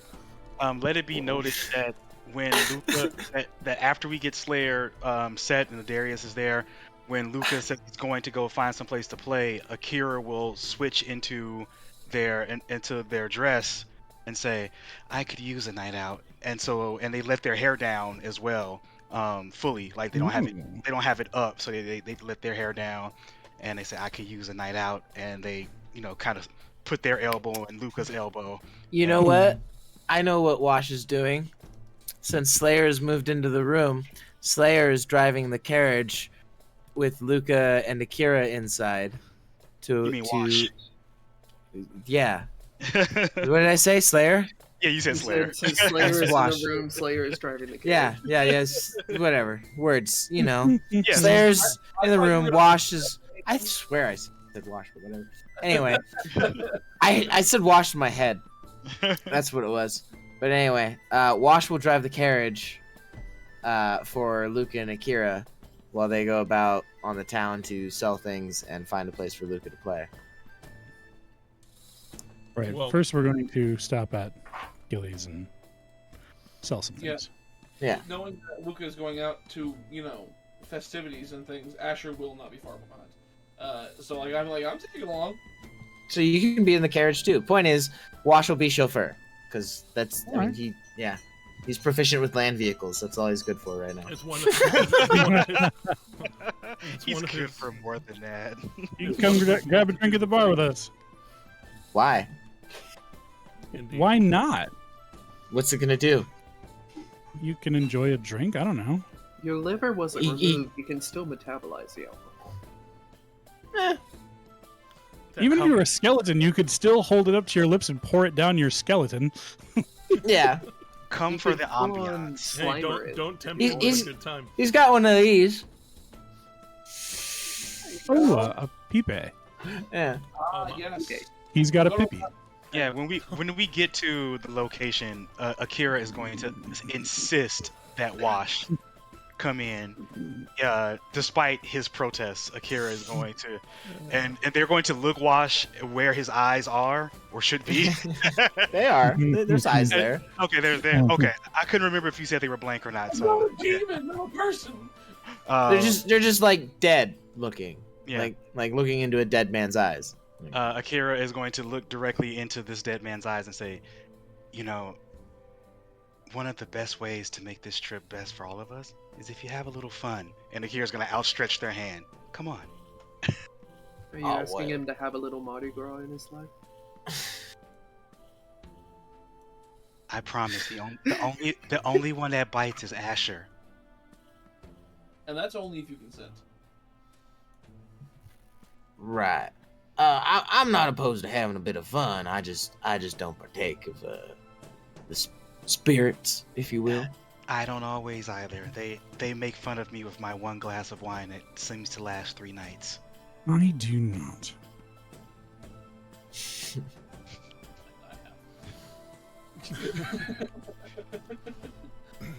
I do not make fun of you for that. I've got my long bottom leaf. I'll be all right. Pulling down the road. Pulling down the road, and what to several of you is a very familiar sight in a different town. a smallish building with lots of beautiful lavender and gold drapery, other fine colors and things just all draped around it. The smell hits you almost as hard as the color does. And a very similar double doors, but the interior is a little bit different, though bigger on the inside. Like the TARDIS. Like the Gilmore's Glorious Goods in Whitestone. And, exiting the cart, walking in, excuse me, those of you who can hear me, there is a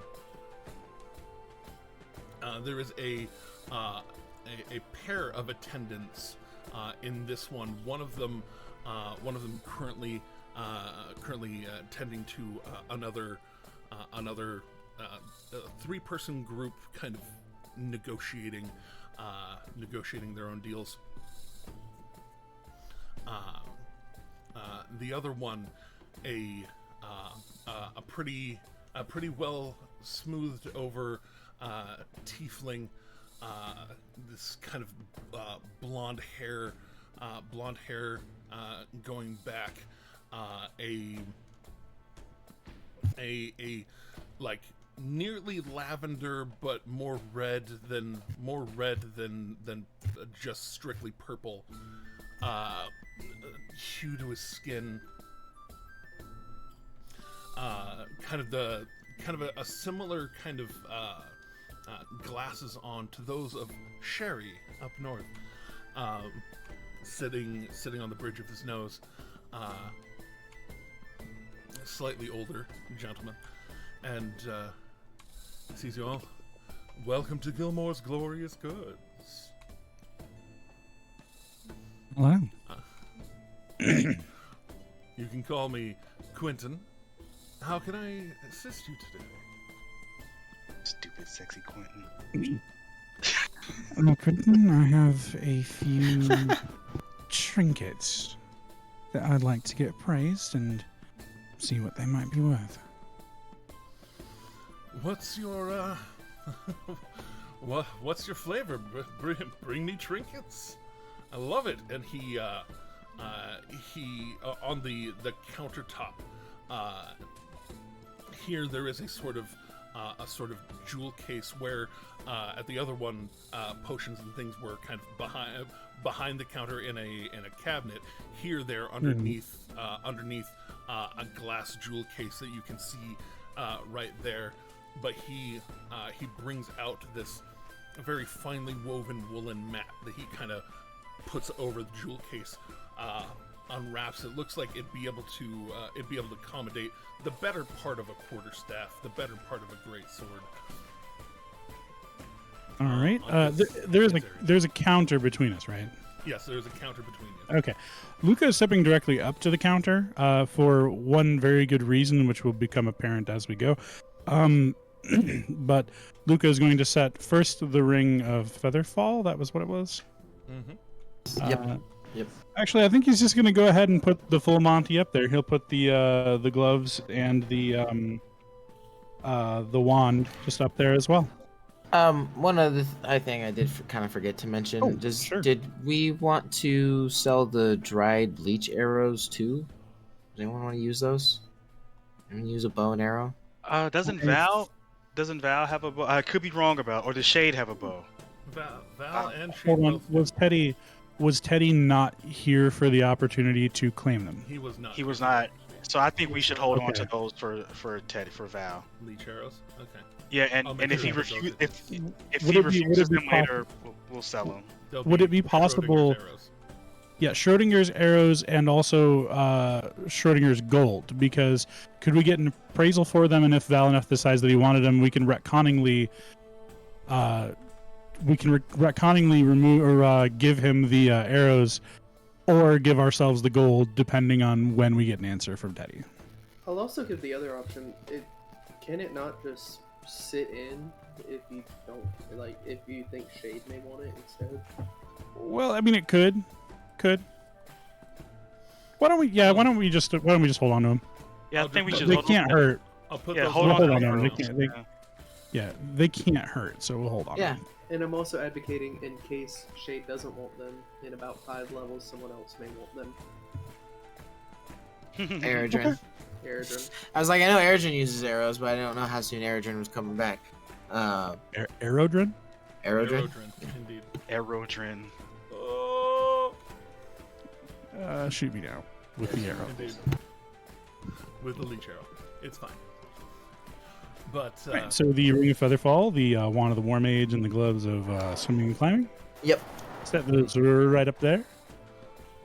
just looking between them real quick. He does similarly to what you've seen, kind of clicking around on one of the lenses, and it ignites, and he starts looking very, very eager. Just okay, that's.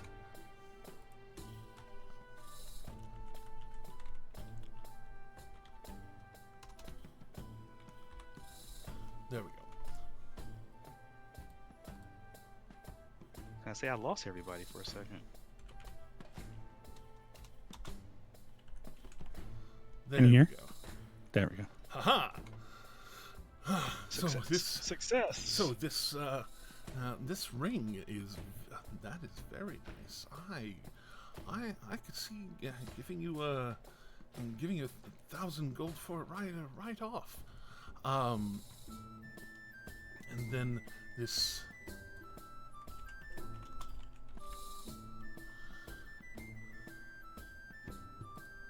This one here. This wand. That's a cool 250 right there. That's easy. I mean, hell, I'd buy it off of you personally. And what was this other one? Gloves of. The Gloves of Swimming and Climbing?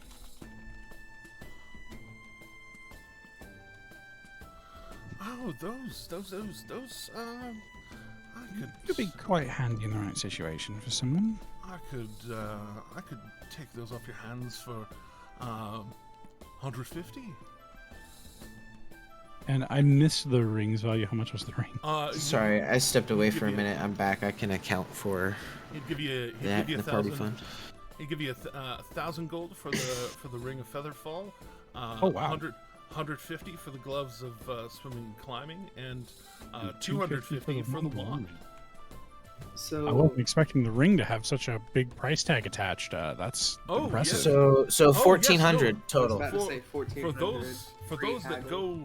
those that go spelunking or even climbing up in the mountains, I'd be able to offload this pretty quickly, pretty easily.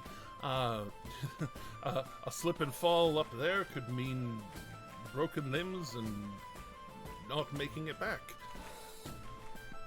Especially if I put that one in conjunction with these gloves. Easy sell. Wow. Easy sell. Or What can I? Well, since we have such a good pairing that's likely to turn a profit pretty quickly, is there any chance you might be able to offer me just a little bit better for that? What's your counter offer? I think we're gonna play it kind of easy. Just, what do you say we add a 10% to the whole lot? Throw out persuasion. Thank you. I don't really feel like doing the bartering. I'll just throw up persuasion. Okay. It's a 19. That's not my best, but it is my worst. Oh, a 19. Oh my Yeah, God. it's roll the That's four. your worst? It's literally my worst, bro. Jeez. I know, that's what I'm getting at.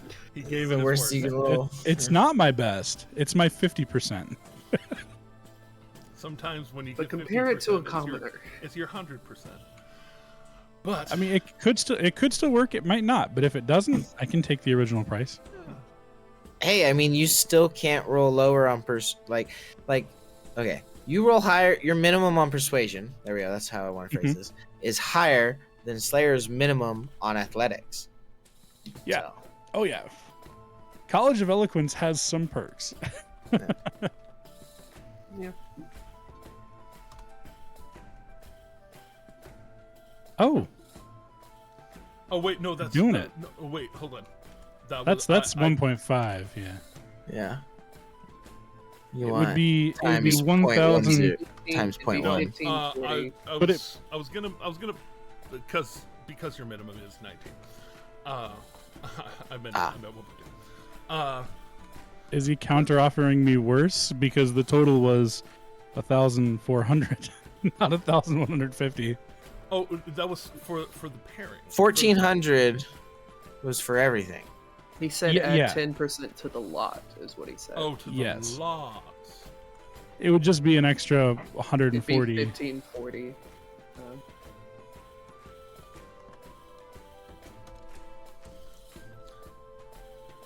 And say, I'll make you a deal. If you buy something, I'd be willing to bring that up to 1,700 for the lot. If you use it to buy something out of our catalog of goods.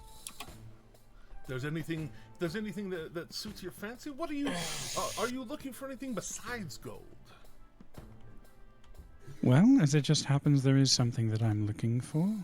Do you have perhaps something that I could use to disguise a sword? Ooh, To disguise a sword. interesting. Yes. I find myself in possession of a very easily recognizable weapon,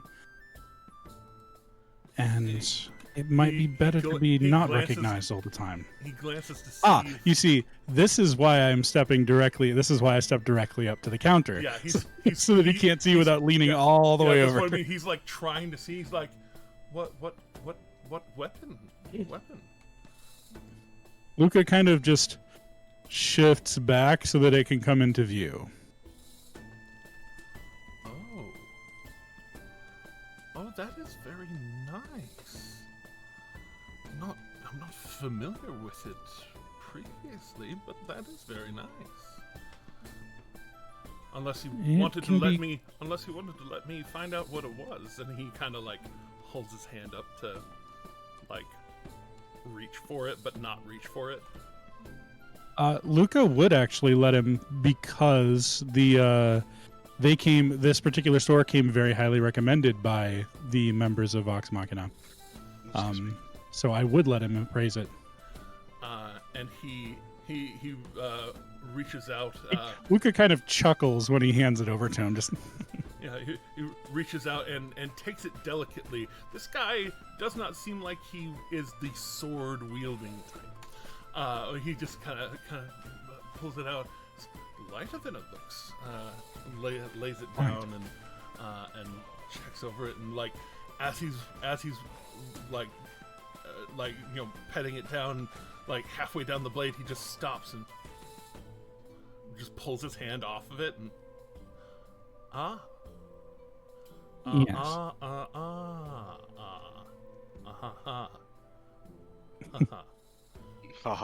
and he just like pulls his hand back and like gestures for you to take it back. Luca gingerly picks the sword up and carefully resheathes it, taking the proper, like giving the weapon the proper respect that it deserves. Indeed. That is not just a showpiece. No, certainly not. However, it is noticeable to the point where it might be best if I can disguise it occasionally. Not that I'm necessarily afraid of being seen as exactly what it represents. Well, do you know how if you know how to disguise yourself, middling magics for someone Yes. perhaps as prestigious as carrying, and you can tell he almost says it, and he's like, that sword.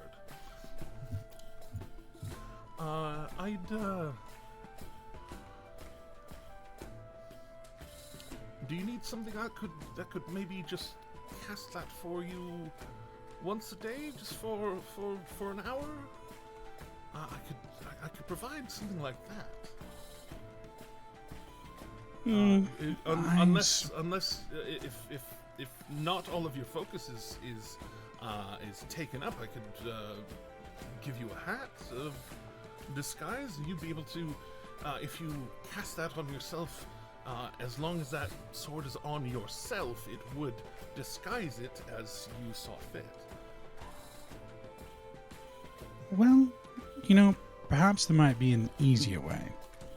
I have this, and he's going to kind of shrug his shoulders, showing the coat that he's wearing, which is the coat of the crest.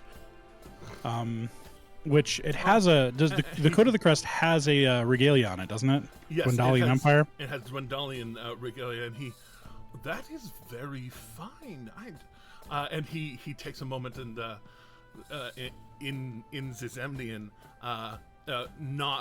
definitely non-native Zemnian. I have not been up to Dwendalian Empire in a long time. Well, I would rather like to have this altered, perhaps not to have the regalia of the Dwendalian Empire, and perhaps we could tailor it long. That way I could simply tuck the sword the old-fashioned way. Would you be able to do something like that for me? Oh. And there's that moment where he's still in kind of an accent. I'm going to say in Zemnian just because I can, while it is handy to have the regalia of the Dwendalian Empire, I wouldn't consider them my friends.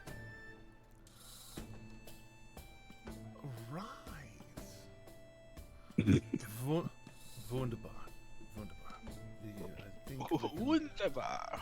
I think we can see what we can do about that.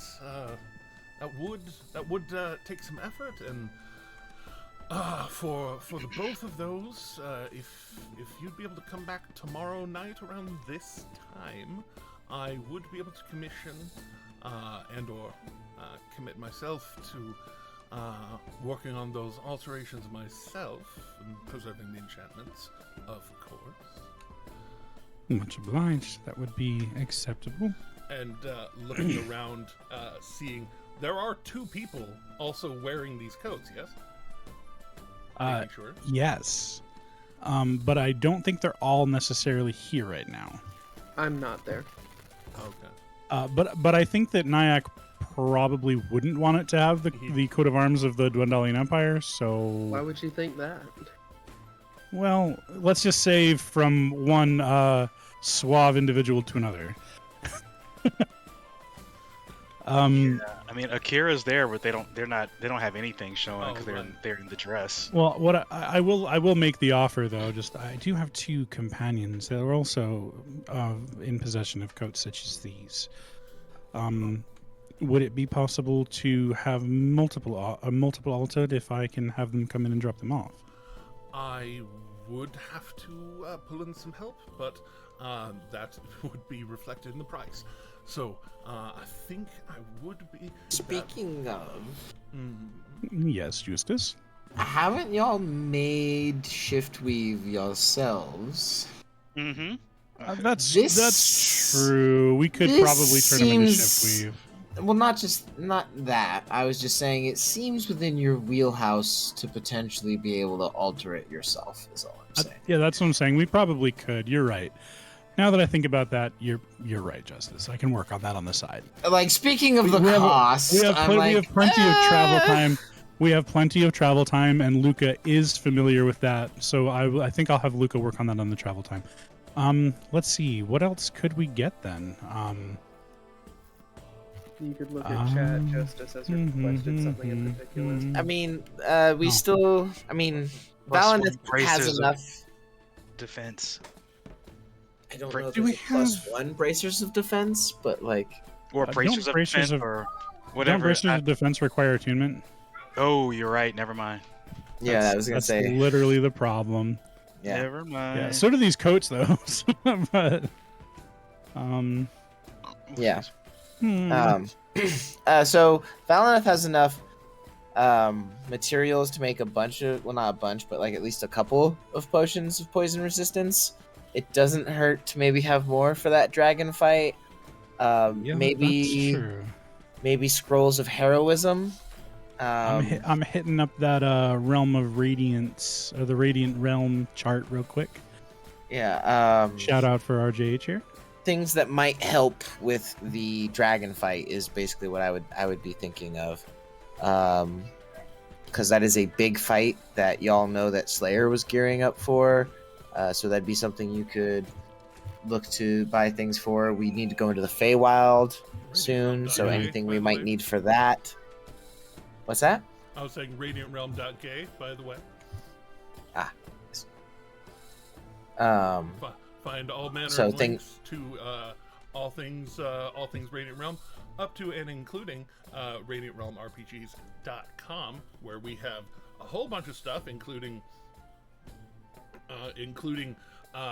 but not limited to actual thought out magic item price list. You can just access. We have the Google Doc. You can just scroll through it right there. It's displaying. It's great. It's fun. We put a lot of, like 6-7 people debating over and over ad nauseum to make sure that some of these prices were good. Anyways.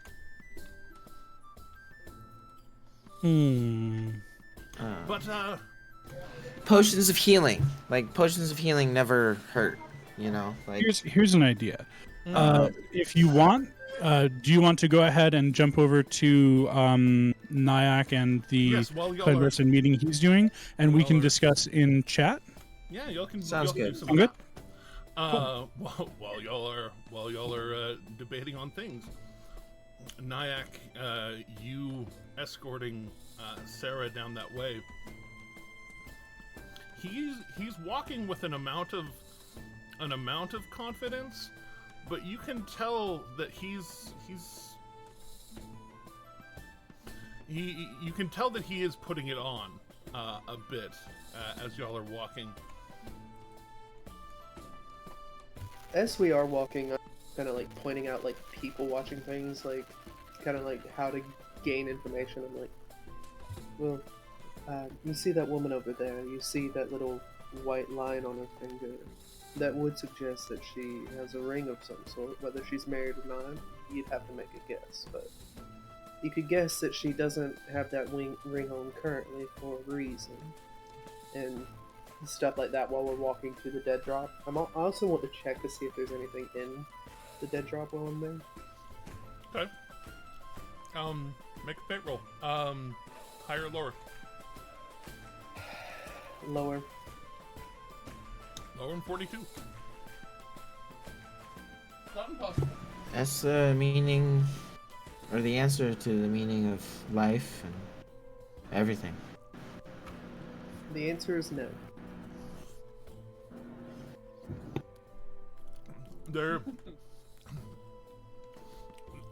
There's nothing currently tucked away in that particular space as you pull kind of a rock laid at the bottom of a tree off to the side. There is the standard dagger stuffed away kind of out of the way a little bit, but nothing more than that. Now that dagger you pull in emergencies only, obviously. You'll leave the items here, you will find payment here after the items are procured, so you may have to give it a day or two after you leave the items to procure further payment from that. But this is the dead drop you and I will use, or my associate and you will use. Right. But yeah, learn some more about people watching. I have some personal business to attend to. Unless you have something. Oh, sure. I guess I just you don't want me to tell Mr. Luca about all of this, why? Well, I don't want you to tell anyone, but the reason I pointed out Luca in particular is because, as you and I both know, this isn't the most moral job that I've called upon you for. And I'm not saying anything judgment-wise. I have my own crosses I bear, I burden, and I have my own transgressions that I keep in my closet. But with someone of his moral standing and of his moral views, I'd rather him not have to know about that. Especially seeing as he also seems to have taken quite a shine to your group and wants to see the success of your group. I know he wants you guys to go honest, and I know I'm asking you guys to not go legitimate, as it seems.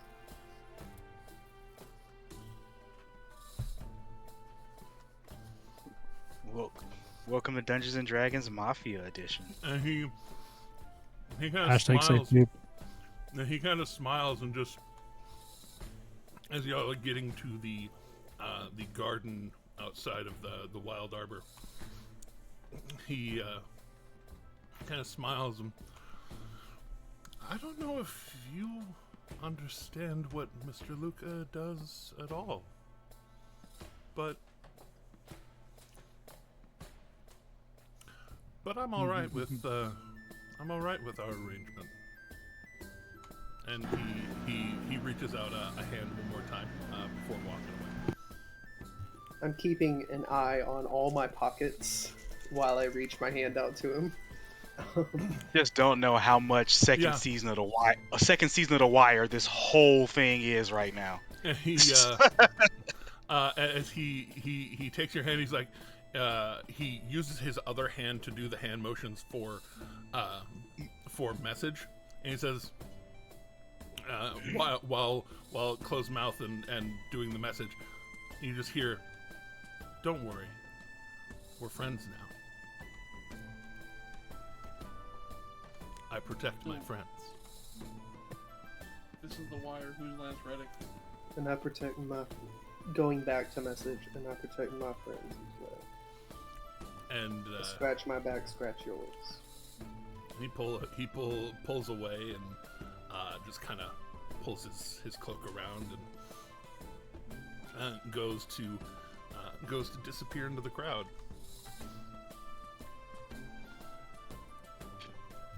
Well, I'm going to find a druid. He does so pretty easily. Jeez, Sarah Rolling Stones today, baby. But I think he's only gotten 30s so far. Yeah, well, yeah, no, 2 natural 19s on skills he has plus 11 on. Woo! Yay, level 9. What 50,000 XP will get you? That's what 50,000 fucking XP will get you. But damn right. As he disappears into the street, as you turn about, also lovely smelling in a different, more natural to the area sort of way. Well, thank you very much. It smells like the more pleasant parts of the hike down here from Whitestone, as you walk onto the land of the Wild Arbor. And it does look like almost a nature preserve in the middle of this urban sprawl, where there are it's kind of it basically between the paths of the park kind of area of it. There's wild grasses growing, plants kind of, you can tell that they're taken care of enough that they're not like choking each other out, but at the same time, they're not trimmed to look nice. They just are being left to grow. And very conservationist, yeah. Yeah, very very conservationist kind of idea. And walking in and around, there are signs. There are signs for the central the central dais, and walking in and walking down the paths of ways, you are greeted by a clearing that has what looks like almost one of those have you ever seen someone do beach driftwood art? Yeah. It looks kind of like that, with different pieces of plant life, felled tree, what have you, making up this kind of art piece that you, with some knowledge of religion, would interpret very easily to be a depiction of the Wild Mother. That's like 50 feet across. There's spaces to kind of, you know, to step among the bits and pieces, to add to some people currently stepping through it, adding their own little bits of flair here and there. But as you walk up, one of the people just kind of standing about watching a fairly simple kind of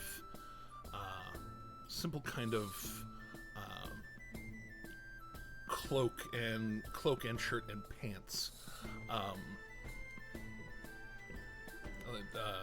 simple linens, with little bits of it looks like real leaves kind of stuck into the pattern of it, and they just kind of walk over and flipping their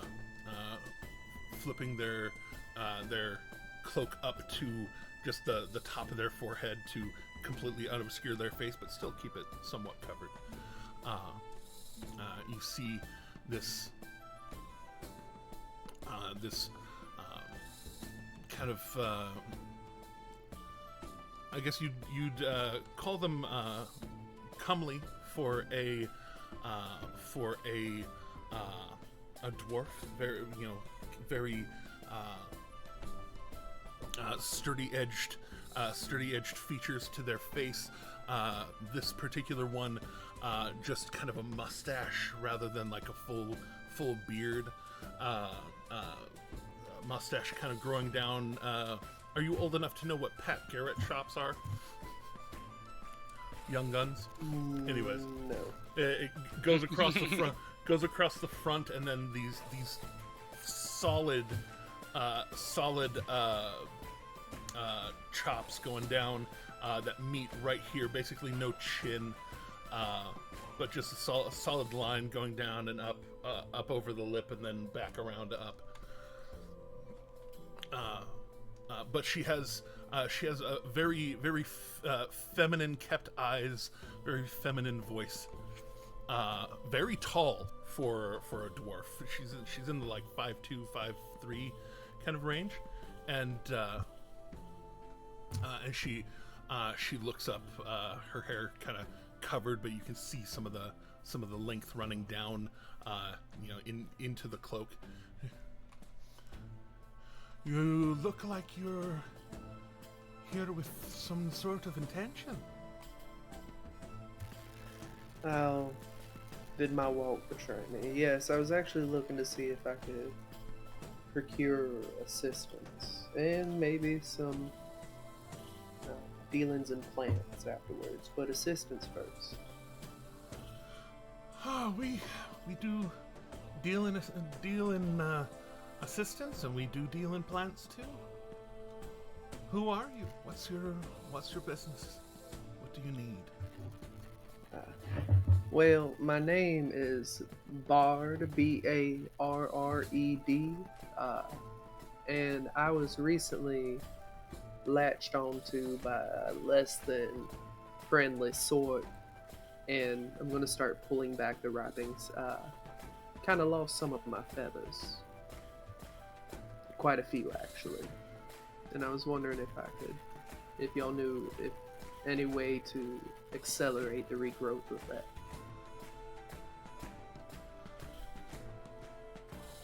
Bard, is it? Yes. Well, Bard, the Wild Mother is pretty non-specific as to the kinds of people that she's willing to help. And she kind of gestures for you to lean down and kind of show your arm and show some of the, now scarring over tissue and whatnot. But one thing that she does appreciate, and you can tell her voice is getting softer now that you are closer to her. One thing that she does appreciate is an amount of honesty. I'm not here to judge you. I just need to know who you are. Naya Crespe.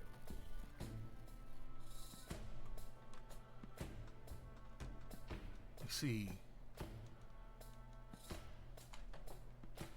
that helps you connect with the nature. That's all. Thank you for your discretion as well. Not at all. It is never my place to judge what one does, unless what they do is an affront to nature. To her. And she gestures towards the ever-evolving relief of the Wild Mother.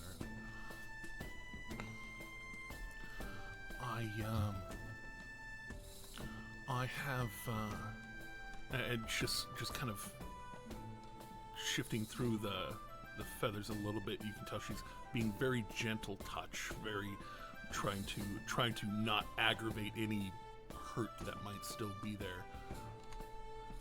Looks like you got messed pretty good with. Real quick, whether or not she has it available, it is going to be fate roll, higher or lower.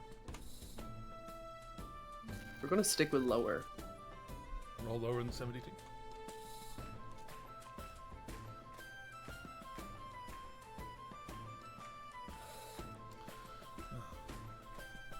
You're lucky. I had a thing today that I thought was going to require some of my highest access to healing, but was able to satisfy it with his dad had a little more diamond on him, so I was able to heal it with some lower magics. But this is some pretty hefty scarring. I believe it was a blight spell, maybe, that my got lord. me. I think that's what it's called. You didn't find yourself on the other side of a Mullin, did you? No, actually, it was a vampire. Oh, that's real bad. Yeah, it didn't feel too good. Arcane blight, just as nasty as druidic blight, but I'd say nastier if it's arcane. She winks pretty hard. I'll give her another wink back, and a fun fact I learned. owls' eyelids go diagonal from like their beak, so that kind of like weird creepy wink. Well, she doesn't flinch at it, but No, I'm not trying to scare her. I'm just saying I know. creepy to me. Yeah. Side wink and well, it is late enough in the day. I feel pretty secure in letting this one go. If you would like this to regrow, it'll happen pretty all at once, and you'll want to have a good hearty meal afterwards. I appreciate that. I would like it to regrow. You know how I'm sure you've cared for just regular birds that have been through some nasty ordeal, and you know how long it takes for feathers to naturally grow back. I do. I've done some daily care on folk that wanted it to happen a little faster. You ain't seen you around here before, so I'm kind of gently assuming a certain world wariness about you. Oh, I get around a little bit. I'm from Rexentrum originally, but I'm traveling right now. And she gestures towards the Dwendalian crest. Now that you've said Rexentrum, right, that makes sense. Here, let me.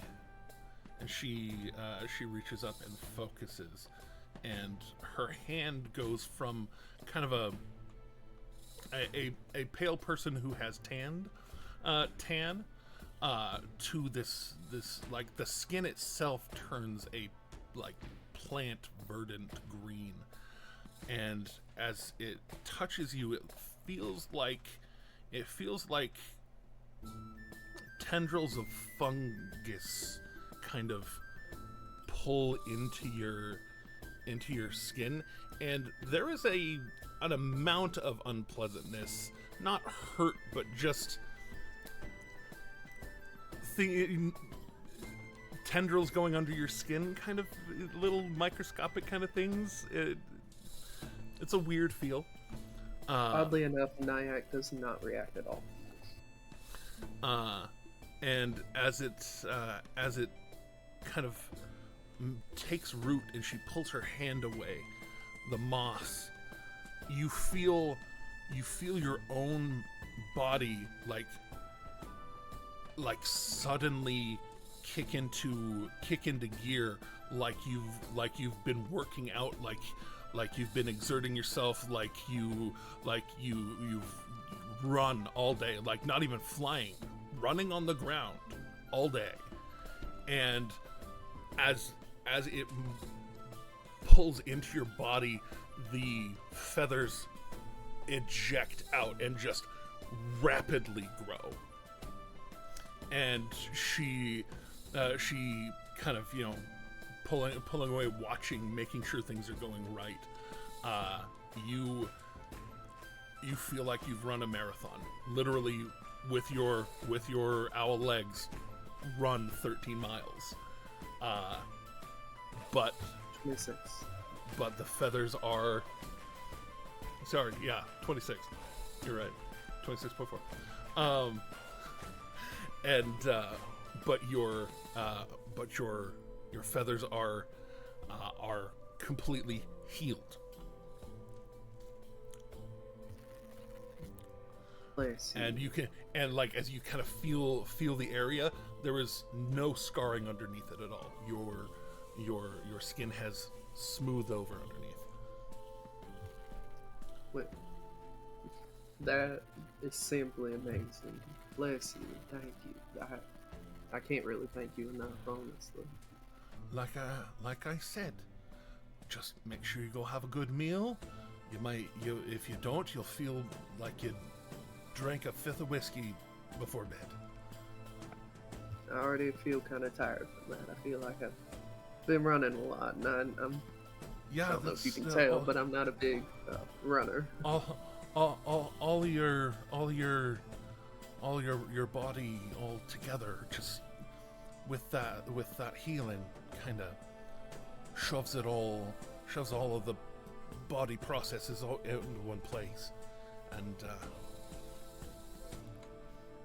if you'd if you'd come to me wounded and broken, that probably would have perked you right up. But you know, in the way that you would be perked up. But yeah, natural healing processes might take a touch out of you. So take it easy tonight. No heavy drinking. Of course, I would. I do feel I owe you something. I would like to offer something. We take all manner of donations here. You can tell what our more prized possessions here are. She gestures just to the plants and trees around. This might be a bit more up your alley than gold, and I'm going to open up my poisonous pack and show like the myriad of different poisonous plants that are in there. Take your pick. And she looks and says, you can tell that she might know a thing or two. She says, there seems to be a certain theme to the manner of plants you seem to be traveling around with. Oh, you know, you gotta have a hobby somewhere. That is fair enough. Well, with that, I would, if we don't let these just grow about. We have children wander through the wood here, but I do keep a private garden for certain things. And she pulls out a nightshade flower stem out. I could definitely make use of this in some of its more medicinal purposes. Of course. And if ever you're looking to sell from that garden, please don't be afraid to let me know. Oh no, I don't grow enough to sell, for certain.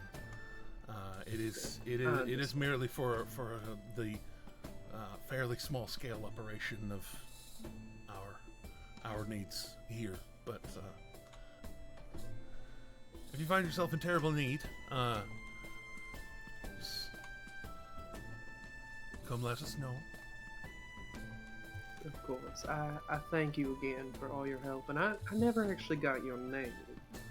Well, that is true. Most of the time people don't ask me for my name. They are the ones that are in need. You can call me Amber Jade.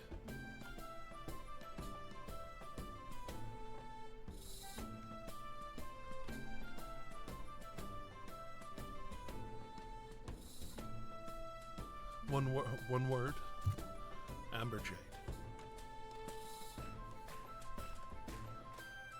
Well, Amber Jade, if ever you find yourself in a bind, if ever you find yourself in need of a voice to lend towards your cause, or if ever you find yourself in need of just a lovely song to listen to,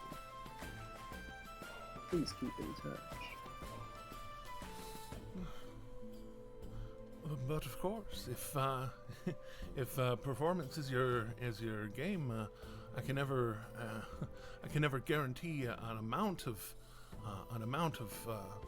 crowd, but you know, I can guarantee that very occasionally people around here, well, wouldn't mind a song. And there's a easily intuited amount of like, I'd love to hear you sing, kind of in what she's saying. Oh. Alright. Well, I mean, if you'd like to have a little ambiance while you continue to finish up your evening work, I'd be happy to perform here for you. And there is only so bad that you can do, but go ahead and roll a performance anyways. I can do worse than Luca. That's fair. That sounded mean. I didn't mean that to come across mean.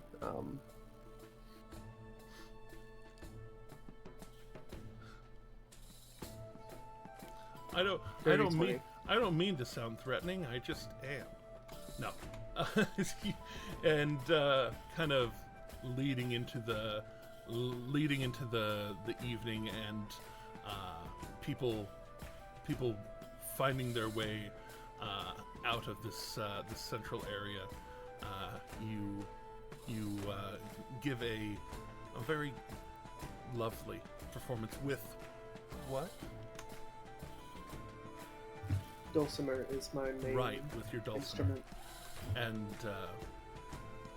Amber Jade, kind of as you're playing, will kind of like walk with you, and she puts a light on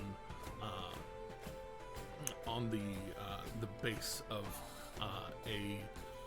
she keeps a small, essentially a club. It's just a nightstick, kind of at her side, and she ignites it with light to kind of help lead you out of the grove more safely than just walking around in the dimming to darkness that is coming over the area. And getting to the edge of the grove, she will gesture kindly, basically that they are closing up. But thank you for that. This was definitely worth your visit. Of course, and thank you again. And like I said, reach out if ever you need anything. Travel safely, Bard. Thank you. And I'm gonna head off to find wherever everyone may be. Well, speaking of, while others are doing their thing, while Luca is figuring out what perhaps to spend money on, the adventuring party next to you finishes their business and heads off, and very shortly after they finish their business, you hear a very familiar sound as the lady opposite opens up her hand and welcome to Gilmore's Glorious Goods, and you hear Sarah walk in and just, I happened upon this lovely, and he looks towards you all, and actually, these folks helped me come upon a rather lovely, and he pulls out the shard and displays it, and she kind of gives the oh, are you wanting to negotiate together then?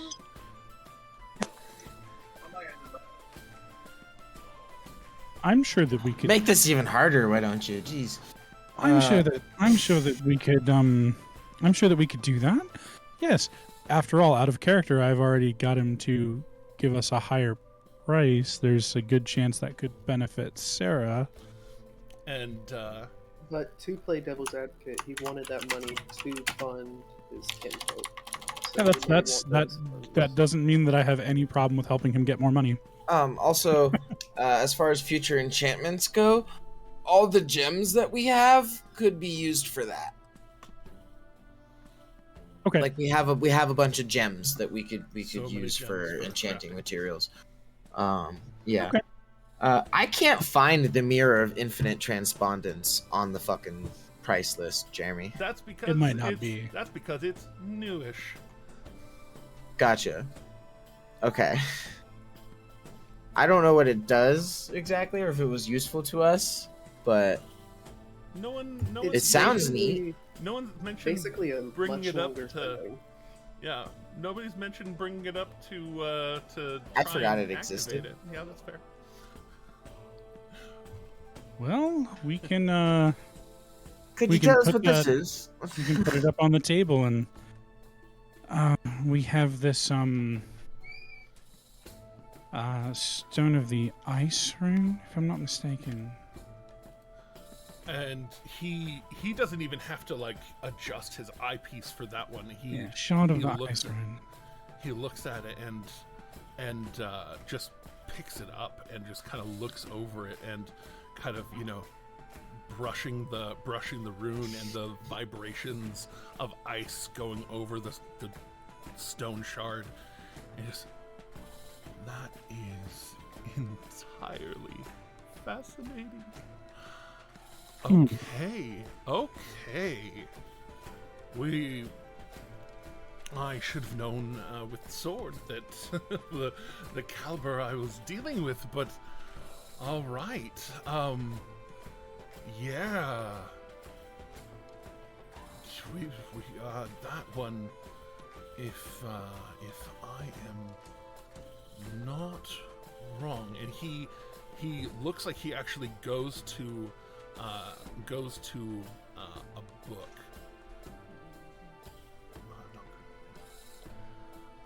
Goes to a book, and you can see several giant runes on the side of it. That he pulls down and kind of starts flipping through it, and oh wow, yeah, that's quite a valuable rune to be able to carry, both in its current state and in its you can use that to transpose it onto other items to help you. Yes. In its current state right now, that would be 1,300 platinum that I'd be able to offer confidently.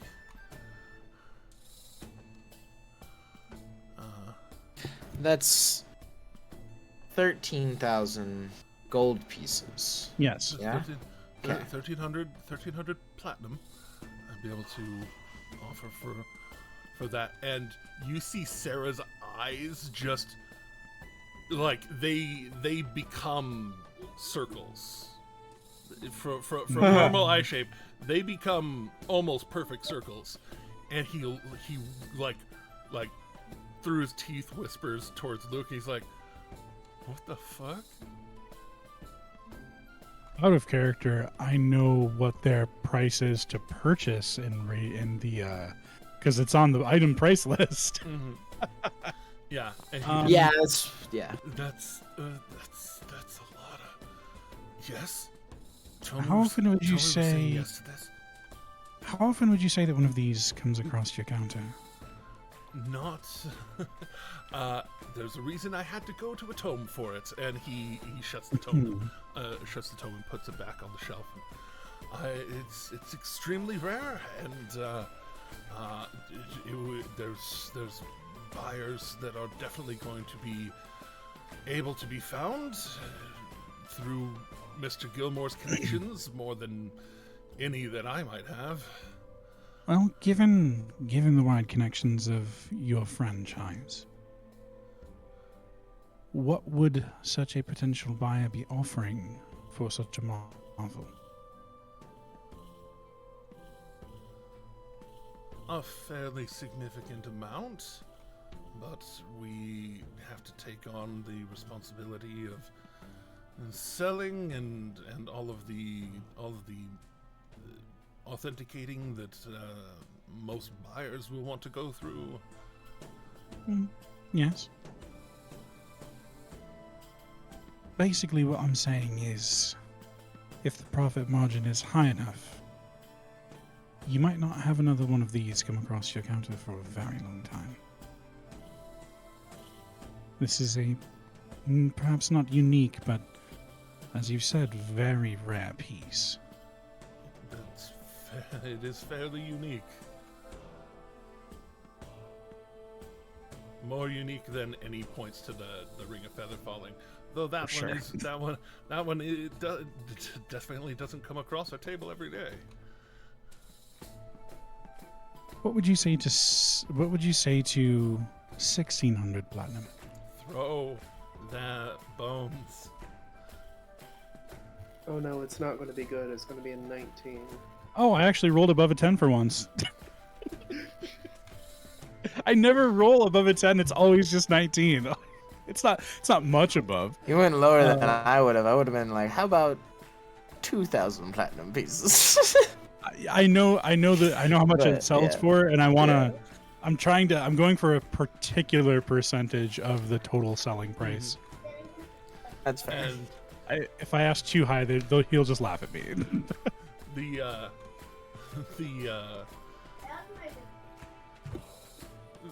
DC was roll above your minimum. So Yay!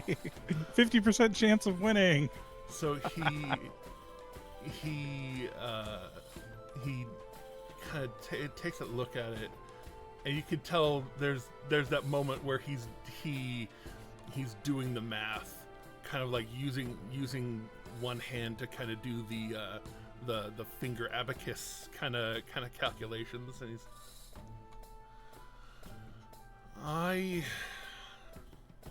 to make sure of the sale, I would be willing to cut into my profit, not even that taken by the boss.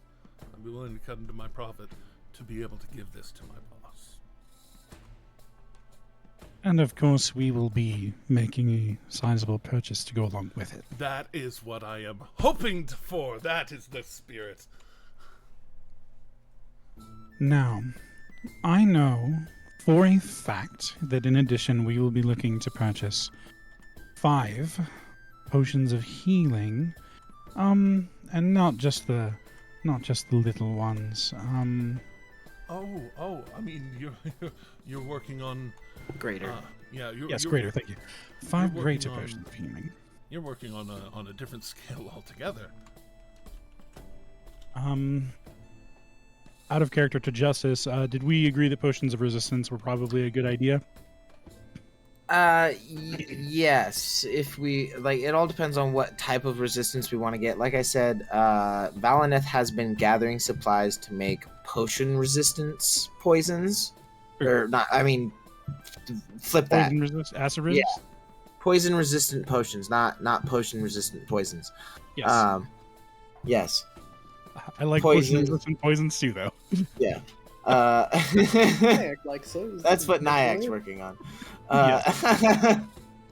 Anyway. So we've got some of those coming.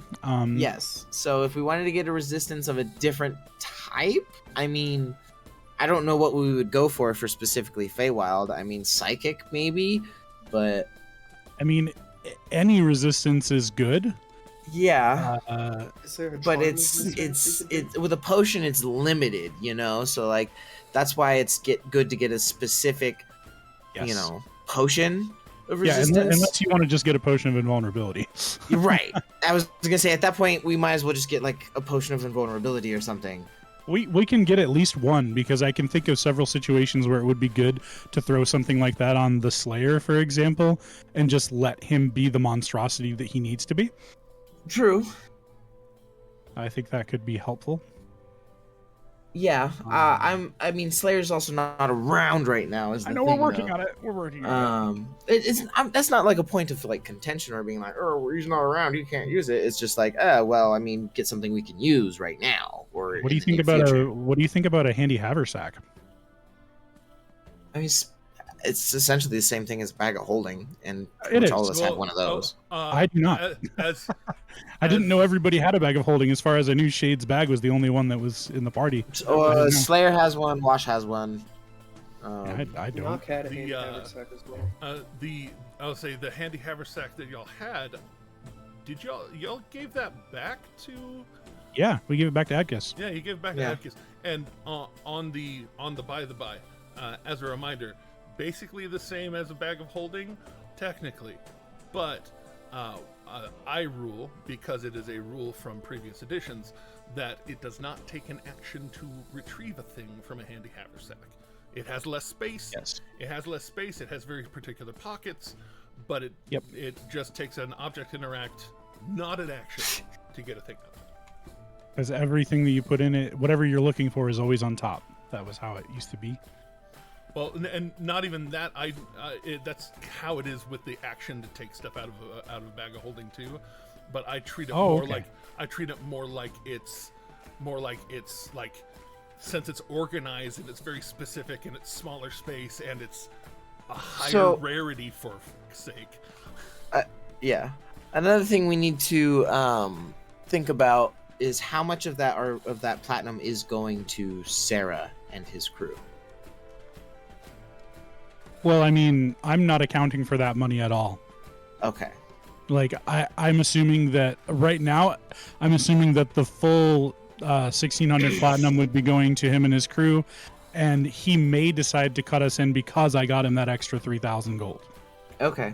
So, well then purely just accounting for what we already have, then yes, I think 5 greater healing potions and perhaps a potion of invulnerability, which could be used by really anybody, not just the Slayer. Okay. Especially since we're going into the Feywild, that could be useful. There is also one thing that Luca would like to buy as a personal touch. And you wouldn't happen to have a Helm of Comprehend Languages, would you? Oh, right, that too. Roll a D100 for me. Gotcha. I'm bad at this, but we'll try it. D100s are not typically my friend. And we wanted to see how much that mirror was worth and what it was, right? Oh, right. 96. Oh, yeah, no, there is definitely Helm of Comprehend Languages around. Can I get one that doesn't look like a helm? What are you intending it for it to look like?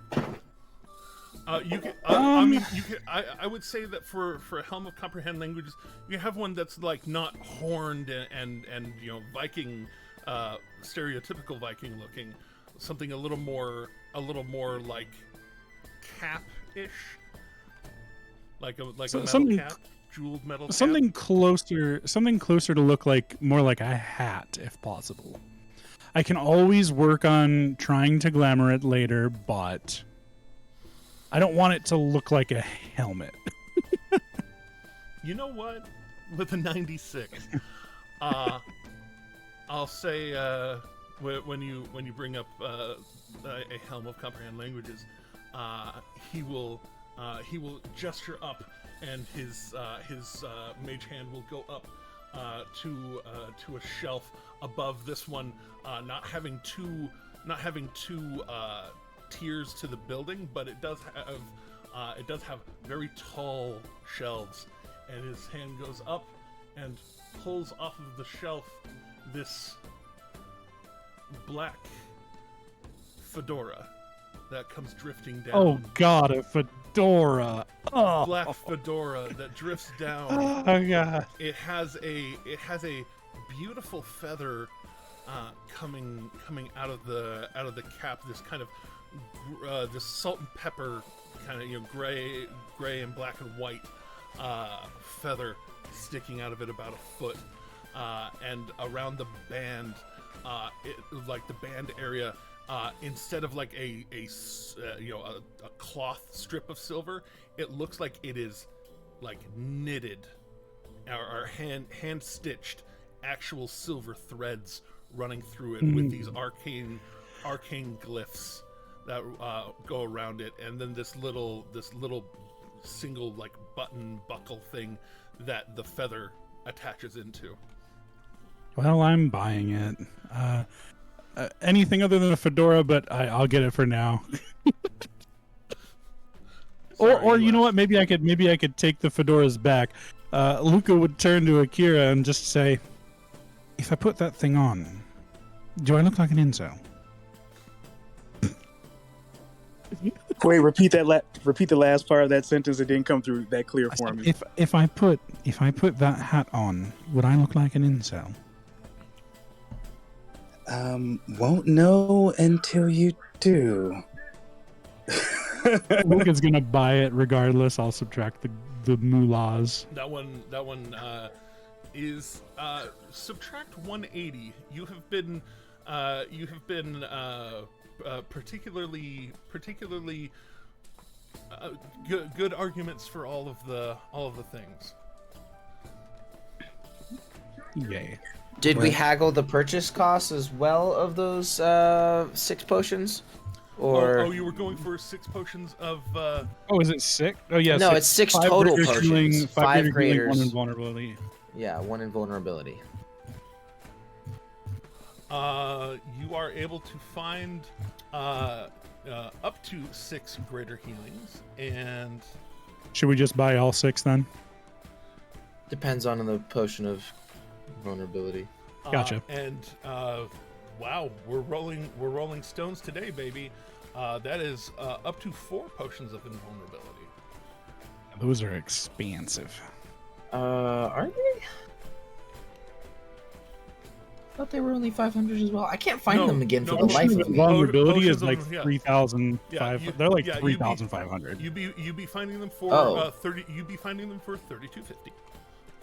Never mind then, because we don't have enough for that. So yeah, we can't do that. Let's just get all So 6. let's of just the do greater all healing. 6. Well, that would And be. if you want, I do in fact also have. We could spin that. I do also have this superior potion of healing. I'd be willing to part with it for 1,800 gold pieces. It's very good in a pinch. I think for now We don't have that much. Yeah, let's just do the. I'm not I- accounting I- for the 1,600 platinum, so And we when don't you- have enough well, for that. When you say you don't have enough for that, you actually hear Sarah say, "How much do you need, boss?"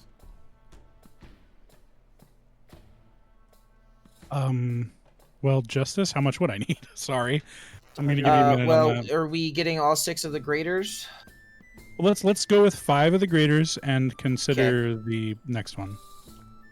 So a greater healing is 300. So what's that's listed as? 1,500. 270 each. 270. Okay, I can't math that quickly. That's okay. You're good. that takes off 270 150, times 5 is 1,350. That's gonna cut into our actual party fund if we decide to get that potion. Well, no, I guess it False, wouldn't, because no. if he spots us, No. if he spots us, it wouldn't. Well, no, he doesn't. Okay. So the 3324 is including the gems. If we want to keep the gems for enchanting, we take off the 1784. And are we? I didn't Yeah, well, figure out hold on. which price we were getting for the We're- first we're 3 getting- items. We're getting 1,540. No, right? you were That's getting 1680. because you are doing exchanges within. You were getting 1,700 flat. 1,700. Yeah, so at 1,700, we still have 650 left over after buying the 5, just of the money that So we're we could getting get right now. all 6 No. and still be under. Yeah, we Yes. could, yes. Or not? Sorry, You have 1,700. 350, We have not 350. 650. Yeah, we have 350. Yeah, we could get another one. Yeah. Plus 270. Yeah, that So would give then us we would 1620. We'd still get 80 gold back. Right. So we would still need that full 1,800 for the superior. Yeah. Yeah. 1720, but yeah. Yeah, 1720. Oops. Okay. But yeah. Yeah, thank you, bro. So, No, I'm not trying to be pedantic. I'm just trying to make sure we keep No, you're helping us with every the penny accounting. accounted for. so 1720 for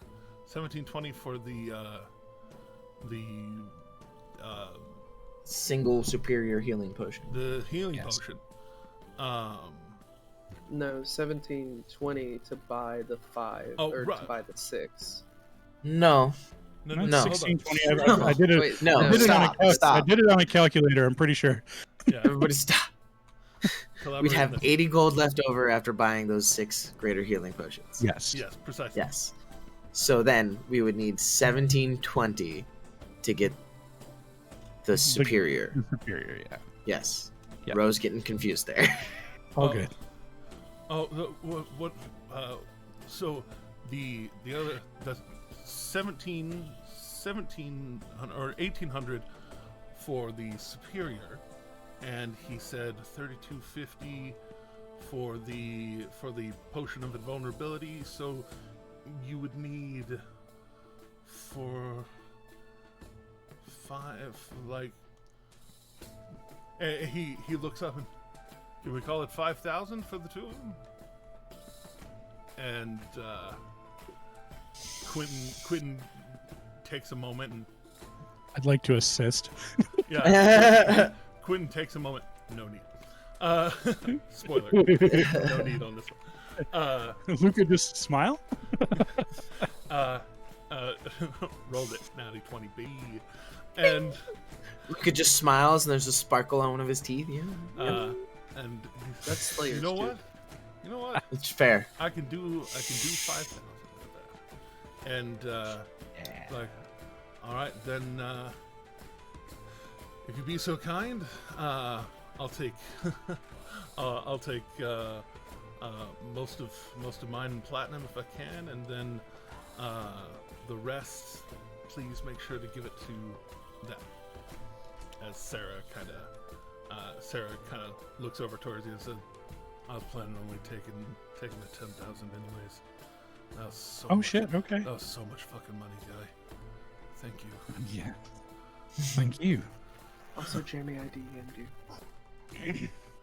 Okay, so I'm gonna need to know: are we breaking even on what we're buying, or how much are we getting? So We are, I you were think, getting- gaining 1,000 platinum. Gaining 1,000 no, platinum. No, you're getting 1,000 gold pieces. 1,000 gold, not 1,000 platinum. Oh, right. No, 100 100 platinum. platinum. It was Yeah. 100 platinum. You're getting yeah, 100 yeah. platinum and 100 platinum and 80 gold, if I remember. Yes. No. No, we're pitching that into the we- price. we- Well, yeah. no. Right. Yeah, we did. We did. Sarah's Yeah. wanting to cover that Oh, for you. yeah. Call it even. All right, so I'm gonna just say, like, right now, Justice, go ahead and put that in the party loot. Just 100 platinum into the party. 100 platinum into the party loot. I Okay. can divvy up the 80 gold amongst everybody, so everybody can get whatever everyone's share of the 80 gold is. I'll just split that amongst the party. Okay. So how many peeps we got that will be getting the goods? Depends on if you want to clue in Wash.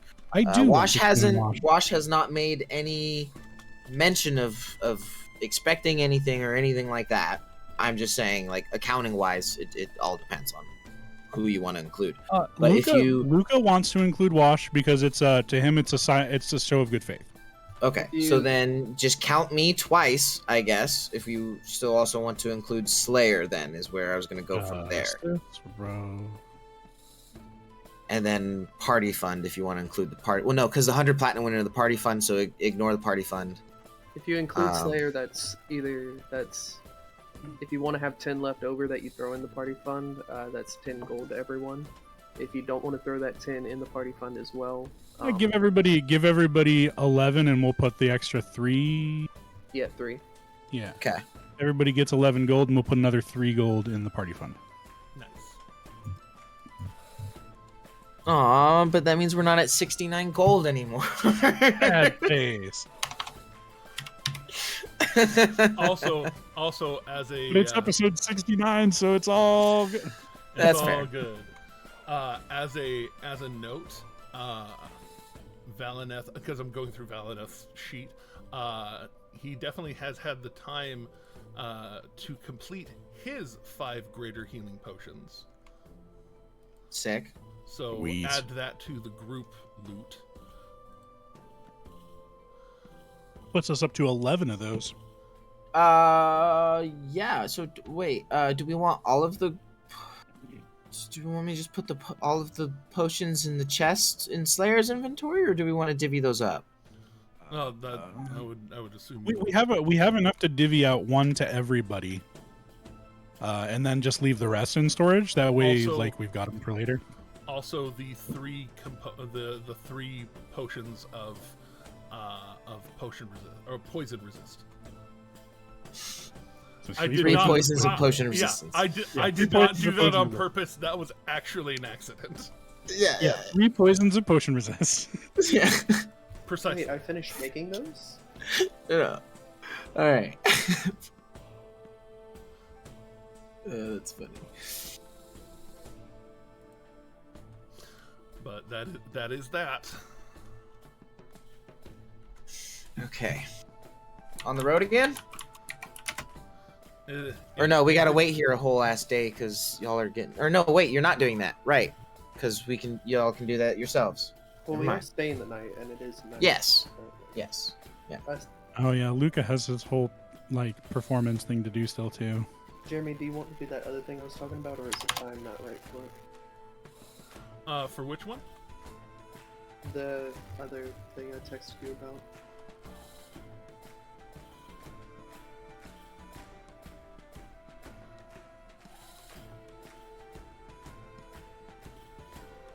Oh.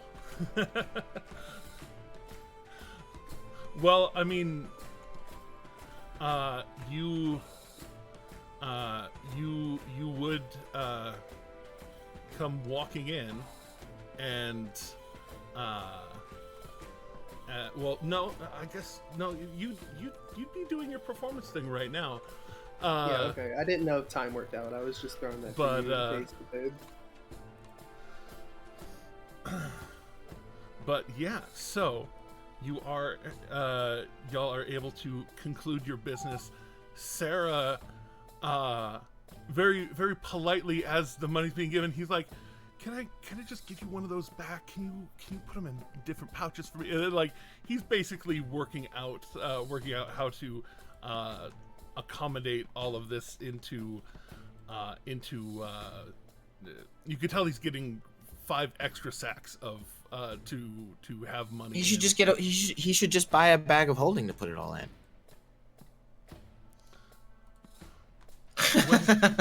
Wait. I can afford a bag of holding. You know what, guys, y'all go ahead and I'll be around. I'll meet you back at the inn. Yeah, spend your new hard-earned funds, friend. I've got a few people I need to buy some cool shit for. No, And that's just fine, like but, and he just mouths to you, thank you again. Before you go, I'd like to make a quick recommendation. And Luca's actually going to walk over and like put an arm over Sarah's shoulder. The amount of money that you just fell into is a lot. And if you're looking to get yourself established, I'd recommend that you contact a financial advisor. It's a lot of money, and it's hard to keep a hold of when you've got a lot. Trust me. Get somebody to keep you accountable, and you can turn this into something that will last you and your crew for the rest of your lives. I'll be in contact again later. I've got a little bit of business to attend to, and I'll get back to you about the potential job opportunities. I just have to contact a few friends first. Yeah, you got it, man. Yep. And he starts actually like unstrapping his definitely well-worn leather armor that he's been wearing. He's like, all right, first we're gonna replace this right now. And he just starts. Damn right. And he Damn right. You'd look good in Mithril. Mithril. That being said, and y'all start heading. We're gonna head out. but also I was actually gonna say the party fund, because we didn't actually tap into the party fund at all for that purchase. Right, we only grew it. We only grew it, so it is now at 334 gold pieces. in 100 plat. No, The 100 platinum got shared with people. no. I'm just Wait. counting it all as gold pieces. I'm Oh, not. then shouldn't it be I'm- It should be 3,000? 3,000. No, No, the platinum. no. should have been I 1,000. have converted. It's still in the listed in the it's listed in the inventory as platinum pieces, but I have done the math Well, and hold on. converted all of the worth of said coinage into gold pieces. Yeah, but just the platinum that we just put into the party loot should have been 1,000 gold pieces. Yeah. Just the You're platinum. right. You're right. Do we? So, I'm joking. I lied. We are at 1,234 pieces. That makes so much more sense. That's what I meant. Okay. That's what I meant. Thank you. You didn't. Yes. You didn't carry a decimal point. It's fine. I We didn't. do that. Yes, I added a 1 to the amount of freaking platinum pieces.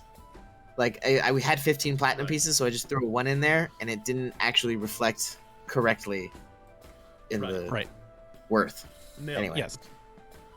But Much better. the rest of you get to go out on the town. Asher, you Is gone. Oh, he's gone. Oh yeah. He's been gone. Have you been been gone?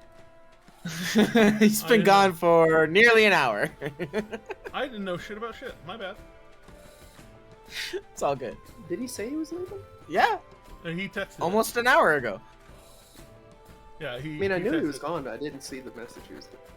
I now see it. It only took me this long to actually look at it. Yeah, he had to go. Well, then Asher's going out drinking. Also, you wrote out the mirror and transpondence stuff that I definitely did not remember. So before you leave, Mirror in my pocket. How much are We you at worth? least want to know what it does, and then perhaps Yeah. what it's worth. Oh, there is one more thing. right? No, yes, Sorry. you put it on the counter and I got blinded by the ice. I know. Oh, such ice. I got it. Yeah, Got blinded by the ice. I got it. indeed. But Sets that mirror down. I was wondering if you could identify this for me. I most certainly can. It's the very least I could do, considering what you've all brought to me today. So, and he starts doing the thing now, actually tuning into it, and this. So this mirror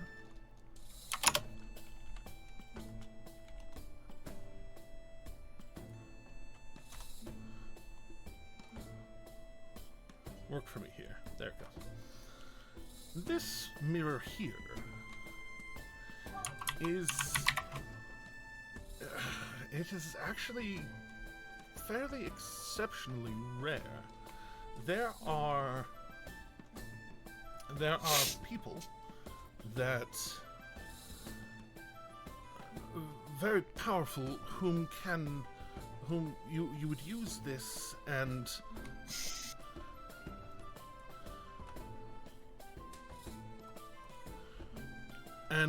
when you will it to activate, it will establish a link with the other mirror for 10 minutes, as if you were looking through a window into where that mirror was lying. I see. They are paired pieces, so it's always one-to-one contact. Anyone close enough by you while you are communicating through it would be able to hear you. So, what have you? Just be like talking face to face, except there's just that little bit of paradimensional force that's keeping you separated. But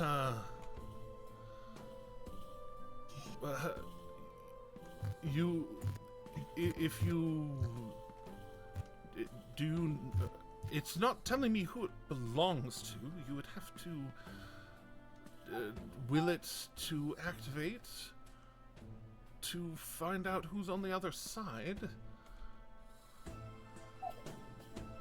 Its only other value would be that of a scrying focus.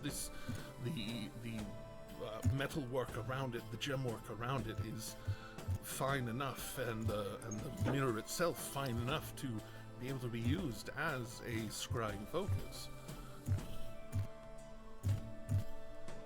doesn't take anything extra from anybody to use it, as long as you know what it is, and just kind of. And he puts his thumb right next to the jewel at the very bottom of the mirror. He says, just kind of move your thumb over that and will for it to activate, and it will activate. I see. Well then, perhaps we tuck that away for now. We don't actually know who it contacts. Anyone whom it might contact would probably be someone of some import. Where did you find it? Honest answer? I'd prefer it. We were attacked by a vampire and we slayed the fucker. That's very impressive. That's where we got that one. When Luca says that for the first time during all this money talk, Akira chimes in, and we'll do it all over again. Luca kind of just leans back and nozzles at Akira. And when Akira says that, they move the hair behind their ear so they can talk clearly.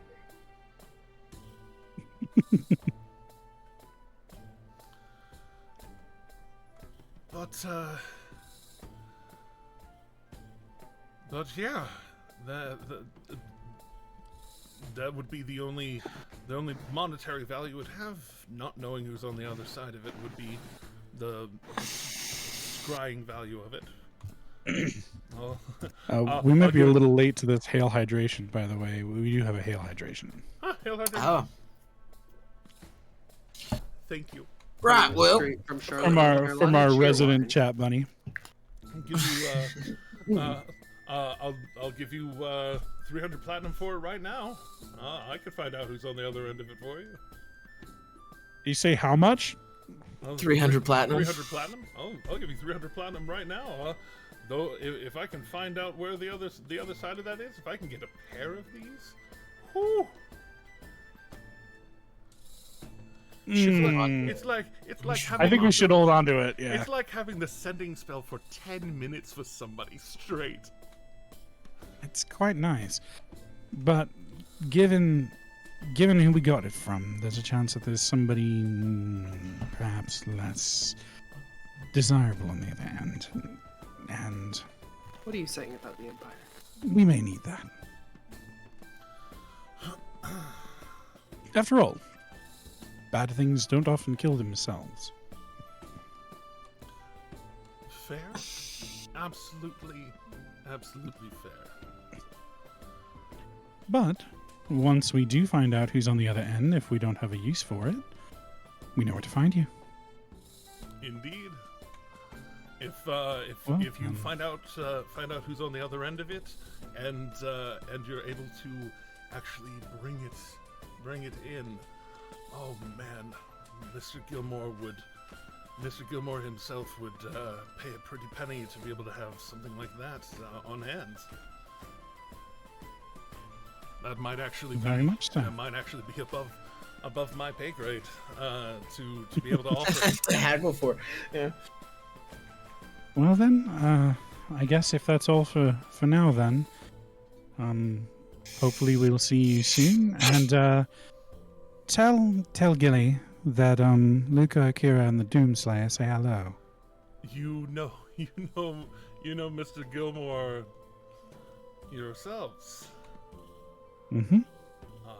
Well, I will, and you see, like, he not just with pleasantry to your face, he actually like kind of pulls over a notepad and just pulls a quill out real quick and kind of scrawls on it.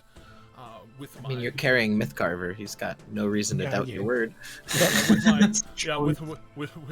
With my evening report, I will make sure to include that. It said Luca, Akira, and Doomslayer. Yes. All right. Thank you very much. Yes, of course. Thank you for your business. Thank you for your business. And we will head on to our next objective. All right. And Akira waves affectionately by. I And believe next objective is performance for Luca. That's true. It's true. And Going back to our inn. Nyack being able to seek and find as one does when they are quite good at things. You all start heading back and getting yourselves together. Oh no, I'm flying above, looking for them afterwards, like flying above. Yeah. That's what I mean. You be flying above and hunting, as it were, in the nice way. And silently landing next to them. Oh. Hey guys. Hey guys. Sidling up and landing on the back of the cart or on the back of the carriage, as one does, and bringing it back. The Morning Dew Inn next to the Morning Dew Stables is more inn than bar, but there is a reason for that, and that is because on the other side of the street there's a lovely little establishment. It's basically it looks like it looks almost like this long, extra long tiki hut kind of bar. And it's only like a block off the college, like, honest to God. And so it is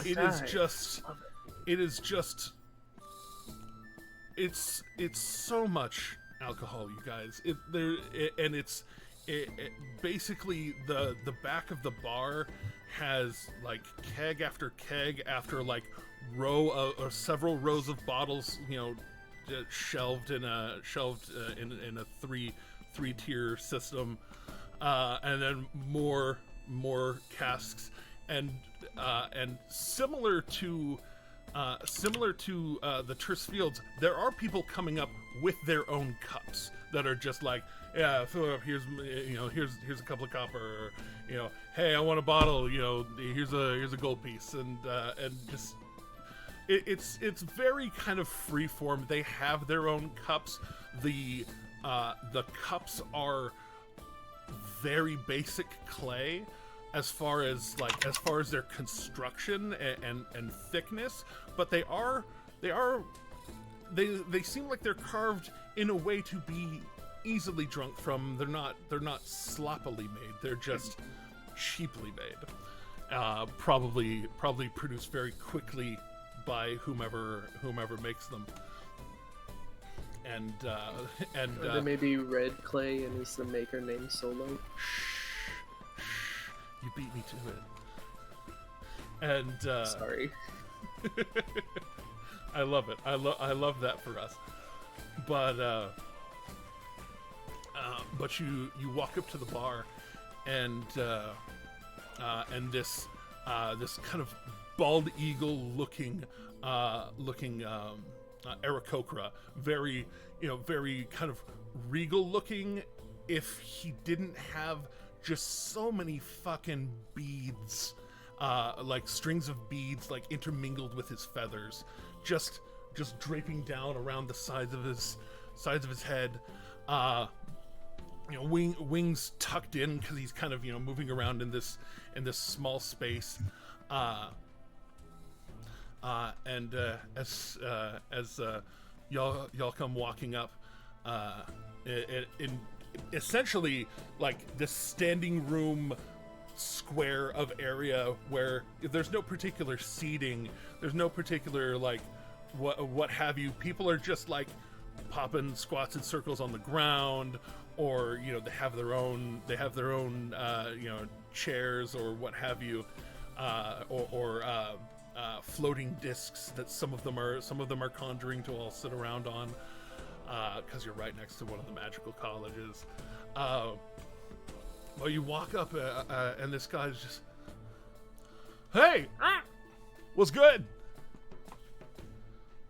What are you drinking? What do you need? Well, I'd like to get an ale for myself. I believe a glass of wine for my partner here. Pulling Akira forward. Yes. Your sweetest red, please. Cup of ale. You got any preferences onto dwarven ale or kind of elvish ale? Most people don't know that elves do their own ale. They're not just wine people, you know. Do you have a local dark brew? Local dark brew, yeah. You know, actually, our town is a proud home of Strong Jaw Ale. Give me just a minute. Let me go get one for you. And Sweet Red. What else you got? Looks back, because I think it's just the three of us, right? Oh, and Asher just like, I think everyone's Asher. Asher's just okay. like, whatever you're drinking, man. Like, yeah, all right. Vodka tonic. Vodka, tonic, can do.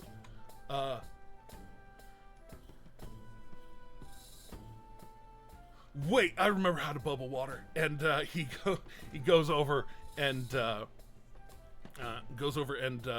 pulls up pulls some water out of a trough, not touching it, not dipping into it. He just like moves his claw around, and some of the water like comes up and pours into a cup, and then he kind of looks like he focuses in, and the bubbles start to just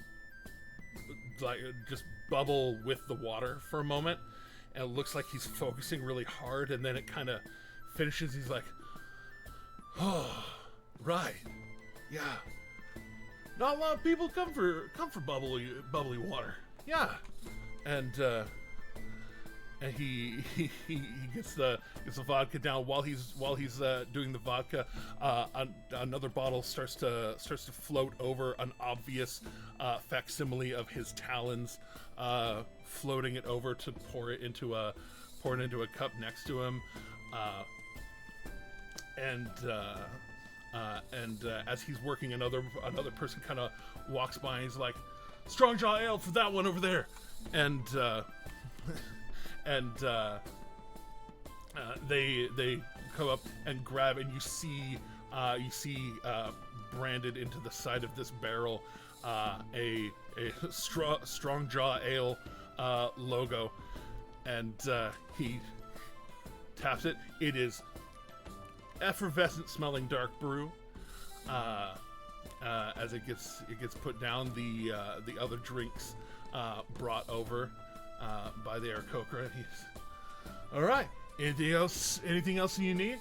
Don't hesitate. Come talk to me. Well, there is one thing.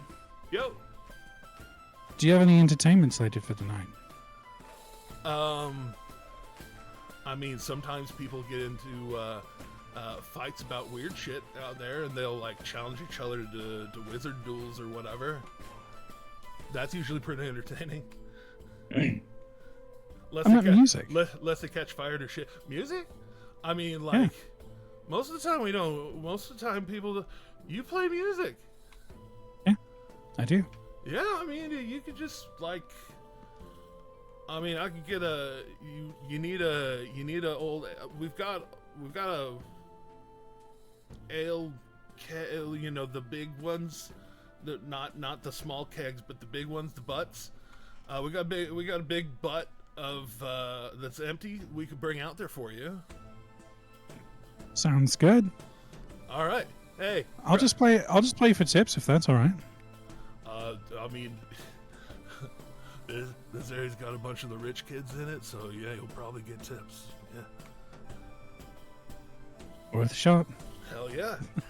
Get your bag dragging, dude. Oh, did you? Oh God. Oh God. Play Wonderland. A prismatic wall. Take that inspiration. Anyways, here's Wonderland.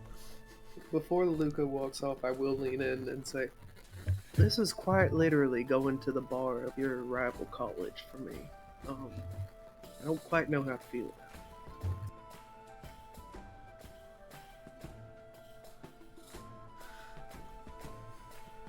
And one of the other bar hands, after hearing go get the empty butt from the back, this large barrel that he's kind of rolling it out two-handed, flips it over its open side facing down, and he's like, "Good luck, my dude."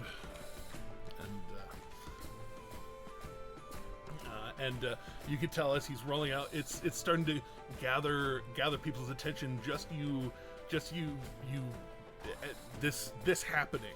This is the most interesting thing that's publicly happening in this area right now. What do you do? I mean, Luca is going to grab the barrel that's been brought out, position it to where he thinks is an advantageous place to perform. And I think, rather than trying to do an introduction, since everyone's a little bit busy and they're not expecting entertainment, I'll start with something that starts a little bit quiet and ramps up into a performance that is kind of exciting and gets people going, get them used to the music, and then bring the focus to the music.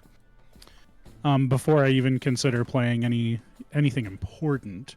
So I guess for now, just a lively tune that'll get people interested in maybe coming up and dancing, or just making the place far more pleasant to be.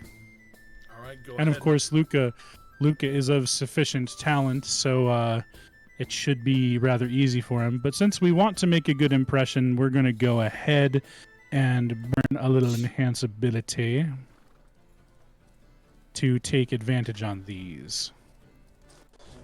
When Luca hits a certain point in the song, I would like for him to signal to Akira, and Akira will lift Luca slightly into the air. Oh. To add to the performance. Nice. So as you get it started, go ahead and throw two more for me. Sure. Zing. And zing. Jesus. Yeah. So as you get it started,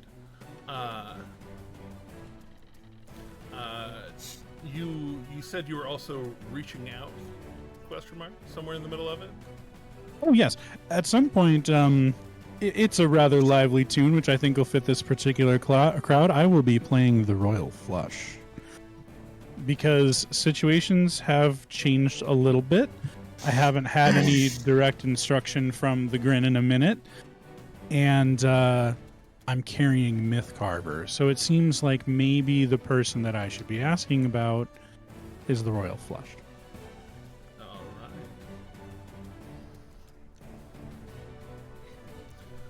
So as you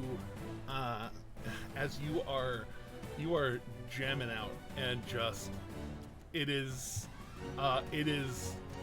super impressive. Not the least of which being when your partner, very without much fanfare, just kind of wills you into like a full-on like triple flip while you're performing, and you just whoa, whoa, whoa, and land with no impact to you. As you land, you feel all those G's for a moment, and then and continue on. So you went full pink performance, basically. And it is thrilling to watch you in your true element. You with your magics being able to just, as you're playing, firing off your own impressive displays of magic, your illusions and prestidigitations and. Oh yeah, we're making it a little extravagant because we're working for tips. Oh yeah, and the kids in this area and a few others hearing you play and playing loud and really letting it ring through the streets. It gathers a not insignificant amount of attention, and people start kind of like looking where to give tips, and when it's realized that, hey, he has a tail and they have a tail, and they're both dressed well, so people start coming up to Akira and being like, where do we put tips? Akira will take one of the pouches from their hip and just kind of like move some of the glass stuff in it out the way. He's like, you can deposit your money right here. I was gonna say, Watch overturns his helm, and it's just oh, nice. Even better. And Wash stepping in and holding it. There's ting ting ting ting ting ting. Oh, this got a little more dire. I forgot how hard the pirate theme goes. But as y'all are you know what, I'm gonna step out of I'm gonna have Akira step out of their comfort zone and roll charisma to see if they can pull off an eye wink to get someone to give extra tips. You know what? Go for it. Go ahead and make a persuasion check. With my +0 charisma. Yeah, that's all right. Can I in some way give the help action here? Yeah, well, how are you wanting to help out? I don't know. That's pretty good for Akira. I mean, if it's good. Yeah, it's a 16. It's pretty good.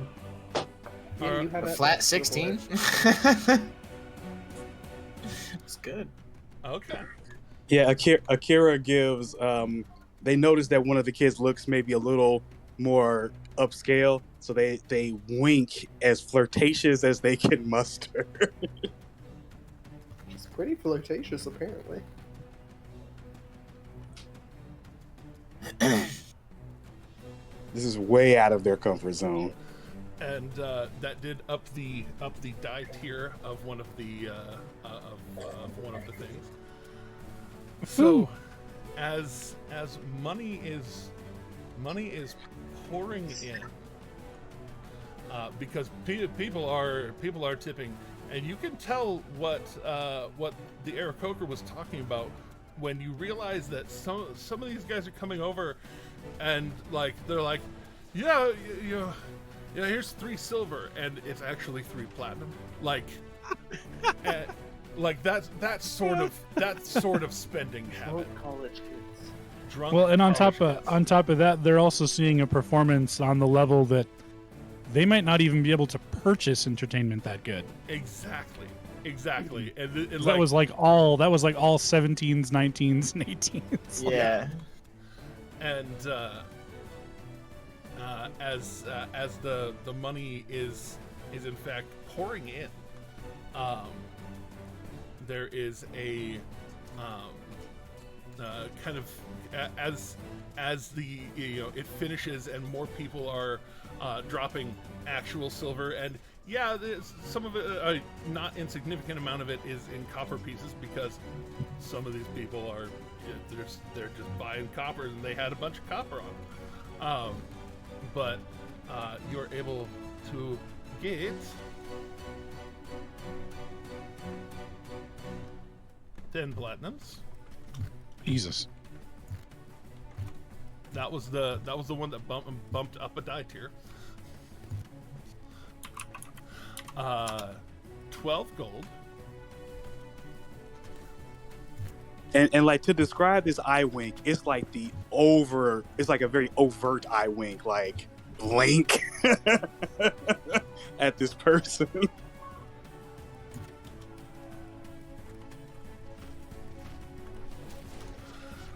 So yeah, 10 platinum pieces, 12 gold pieces, 36 silver, and 83 coppers. How much silver? I'm sorry. 36. I put it in the chat. Or I put it in the roll 20. I will just get it from there. But there's a yeah. Oh, he did say. By the way, he did say, "Get your bag, Dragon Man." for I the was about record. to say, I don't know if he said There was some confusion in chat, Get your bag, and it was Dragon Man. amusing. It was amusing. You naughty. No.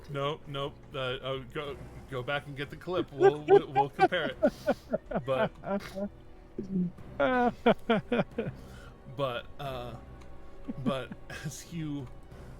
as you complete your performance, Luca, bet me high or low and don't know why. Hi. Roll higher than a 15. On a D20 or a D100? D100. Ah, I did. Well, all right. But only a little. Hey, that's all right. Above is above. So, I picked the right one for sure. you did pick the right one for sure. As you, what are we doing here? Stop zooming out. We're fine here now. How are you? All right, there we are. With that, you. Oh, let's get back to something a little more calm. You went hard. You went hard on the music earlier. We're fine now. All right. So you put out the call. Yes. Quite loudly. Quite significantly.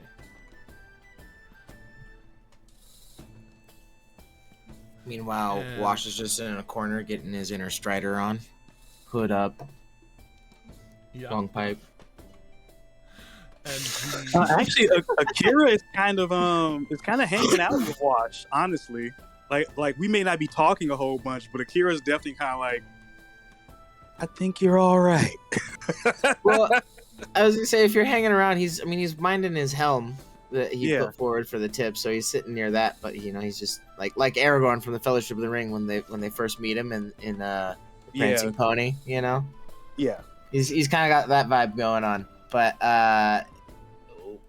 one thing, since he's kind of caught up in the merriment, one thing you'll notice as he's chiefing on his pipe, the smoke does not dissipate. And you'd almost think that you're seeing like Wash himself in the smoke. Fighting things. Huh. Taking impressive shots. Akira is just going to acknowledge it.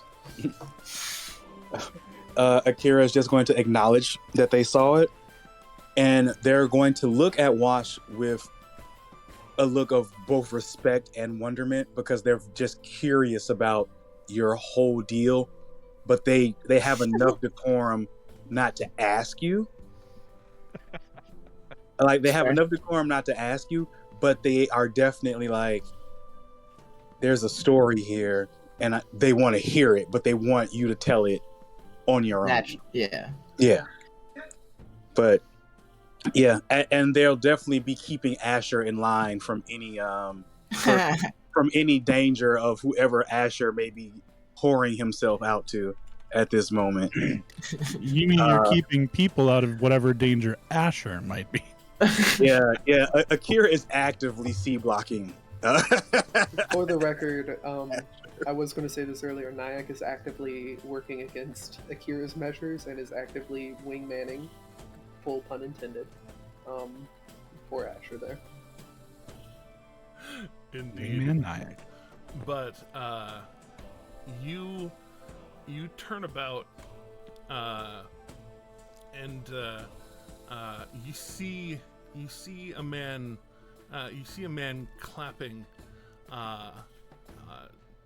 dark-skinned, his eyes clouded over, and what really draws your attention to him is this hummingbird that like is flying above him, and then it kind of flies over and around you. Looks like it's looking at you as it kind of like strafes and goes around you for a moment, and then it flies back over to him and just kind of like perches kind of in this almost halo of hair. Oops, I played the wrong song, didn't I? Hey! And I know that face. And standing there, you've heard the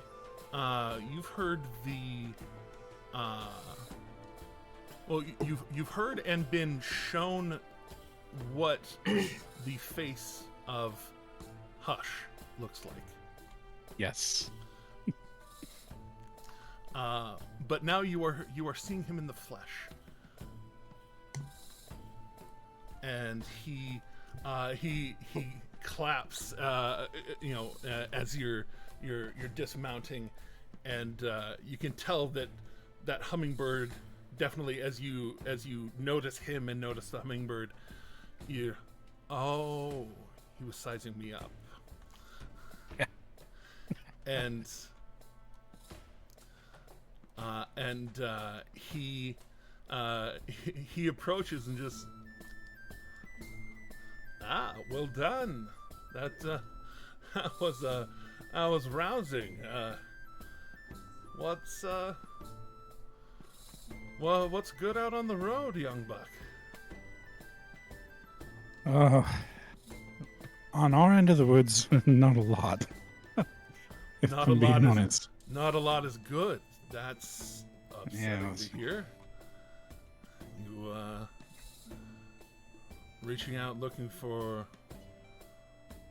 some sort of orders.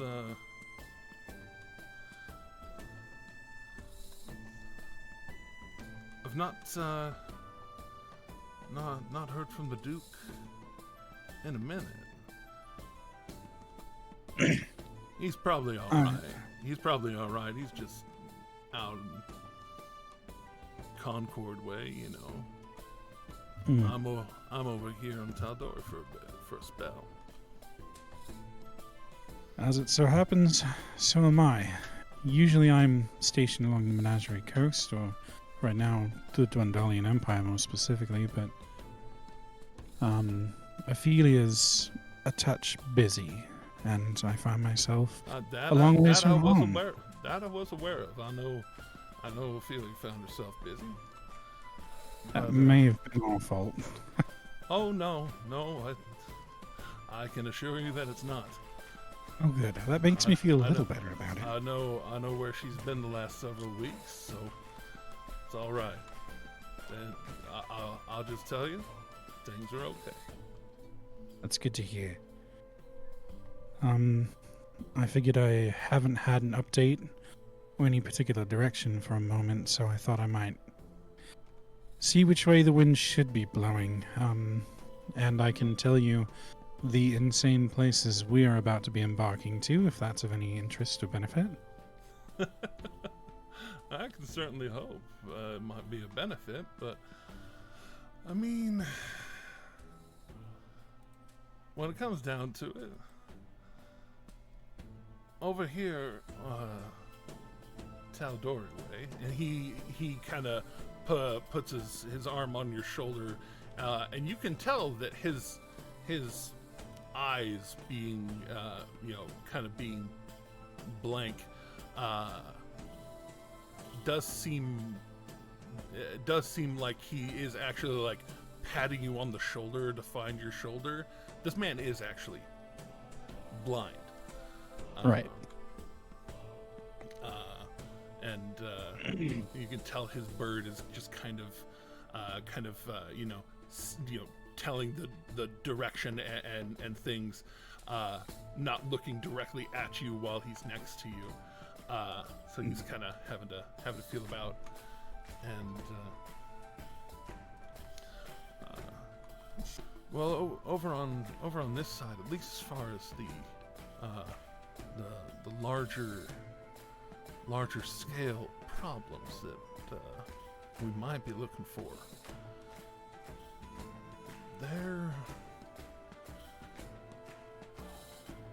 we found Tal'Dorei in a time of actual good leadership. Not everywhere, not all the time, but as far as Iman goes,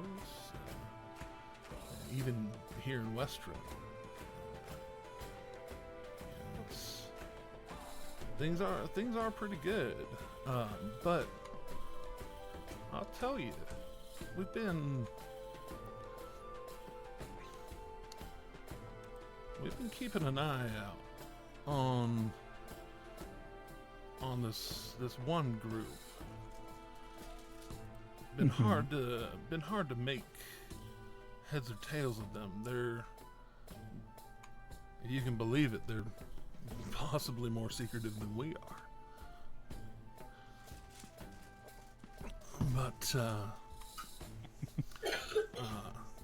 But at the same time, they're a lot more public than we are too. Might have heard of them, the League of Miracles. Actually, just recently I heard the name. Well, the spell rites. They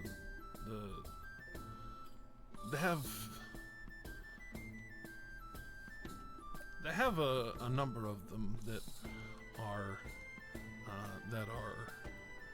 particularly well connected. We've been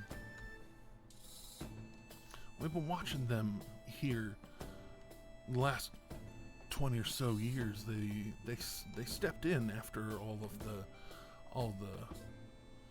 Chroma Conclave big mess that happened here on Tal'Dorei, especially some of it out the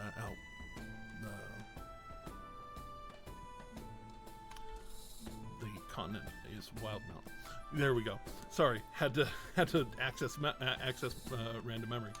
Out Wildmount way, there was some destruction, but a lot of it was here on Tal'Dorei, and when it came down to it, that shit was going to take 20 years just to rebuild from. And the League just suddenly appeared, almost claiming they are under leadership of someone they called Wondermaker. The Wondermaker. League of Miracles, the Wondermaker. Yes. They live by this creed. Magic isn't cheap, but miracles are priceless. Real clever types. Question.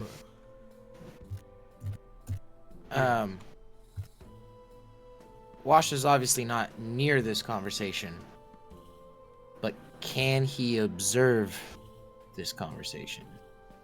He's not observant, but he doesn't have the feat observant, but you might be seeing them.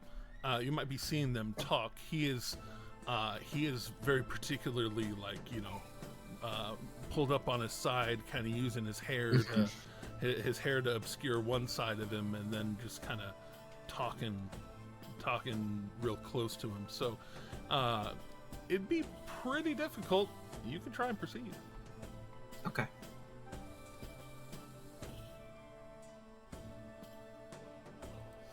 But while they're under the oh damn, only 13.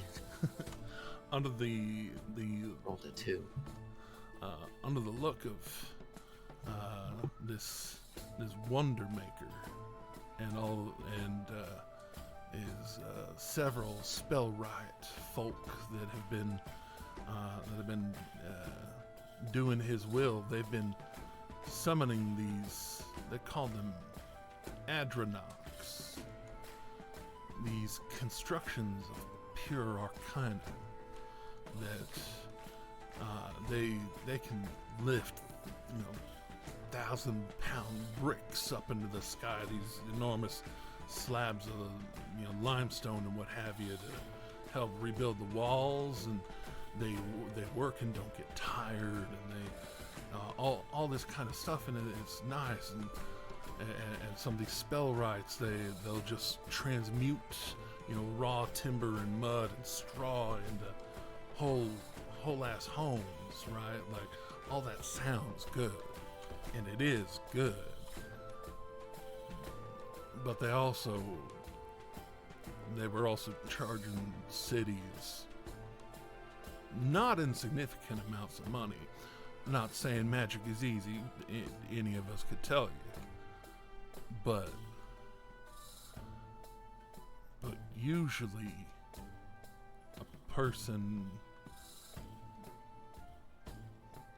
a leader will show up. A leader will bring themselves out and actually show themselves, take charge of their people, be seen in public. Last time we saw the Wonder Maker, honestly, the Wonder Maker themselves Wonder Worker. The Wonder Worker, they've only shown up maybe 3 times ever, and it was in moments of real peril, like when I don't know, about a decade past, the upper slab of Craghammer started to split really fast.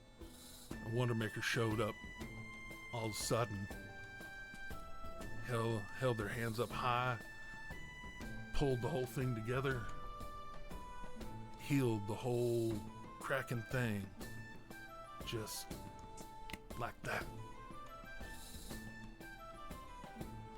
And then he disappeared again. Just there, did it, gone. Nobody knows who he is. Not enough people got a good look at him to really get an idea of who he is. And that might sound like a good thing, but some of the spell rights and mercenary mages underneath those, some of them are downright, well, they're definitely more in it for the coin than for the miracles, you know what I mean? And they're kind of blatant too, because the place where we heard was from a student in the square. Readily identified himself as part of the League of Miracles. Really? Yes. Who was that? Just today. Who was that? He called himself Stuart. We saw him down by the statues. Interesting. You know where he stays? Out of character. I don't remember. He just said down at the League of Miracles as if it was a place we could just go. No. No. He said West Hall Academy. Oh, West Hall Academy. Thank you. Well, he's a student at West Hall Academy.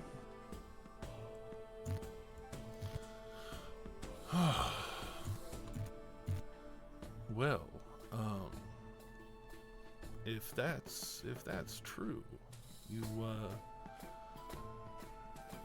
mind looking into that sometime? I'll try, but our Well, what's he look like? You know how to do any of the images? You prestidigitate. I saw you doing that. Here, just give me a little image of what it looks like. I can do a little better. I would need some time. I'm not particularly trained in that sort of magics.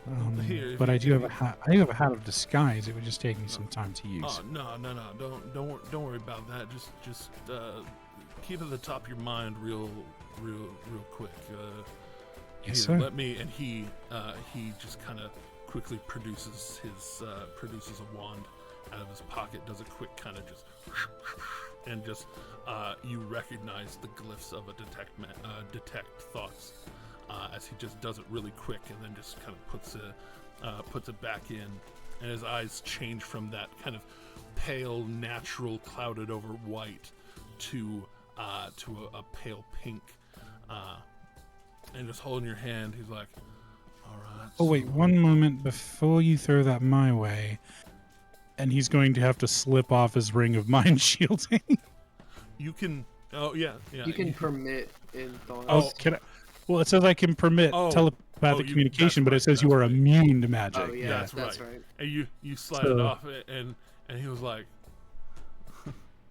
"Well, that was my other test, so thank you for that." And and he, as you slip it off, he closes his eyes for a second. All right, blonde, long hair. Walking tall. All right. And to save him a little bit of time, after he gets the description, Luca is going to put the information that he was going to tell this man into his thoughts, so that he gets that information without having to communicate it. You've got the encode thoughts, or are you just letting him in? Oh, I'm letting him in. Oh, okay. I'm letting him in. But I'm going to simply give him the information that, we are heading to the Feywild. We will be dealing with the Traveler. We are, heading back to Craghammer at some point. I'm letting him, he'll know that, a companion is, soul-bound by one of the cards from the Deck of Many Things. He'll know that I have that. He'll know that it's going to be getting traded. Probably to get the Traveler to let our friend Shade go. He will know that Shade works for the Crown. He's getting the info dump. As long as he's willing to stand there and detect thoughts, he'll get it.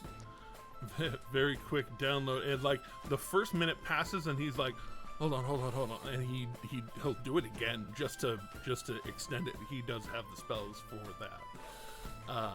And he'll basically burn 3 whole minutes of you just downloading to him thoughts. It's way safer than saying it out loud. It is way safer than saying it out loud.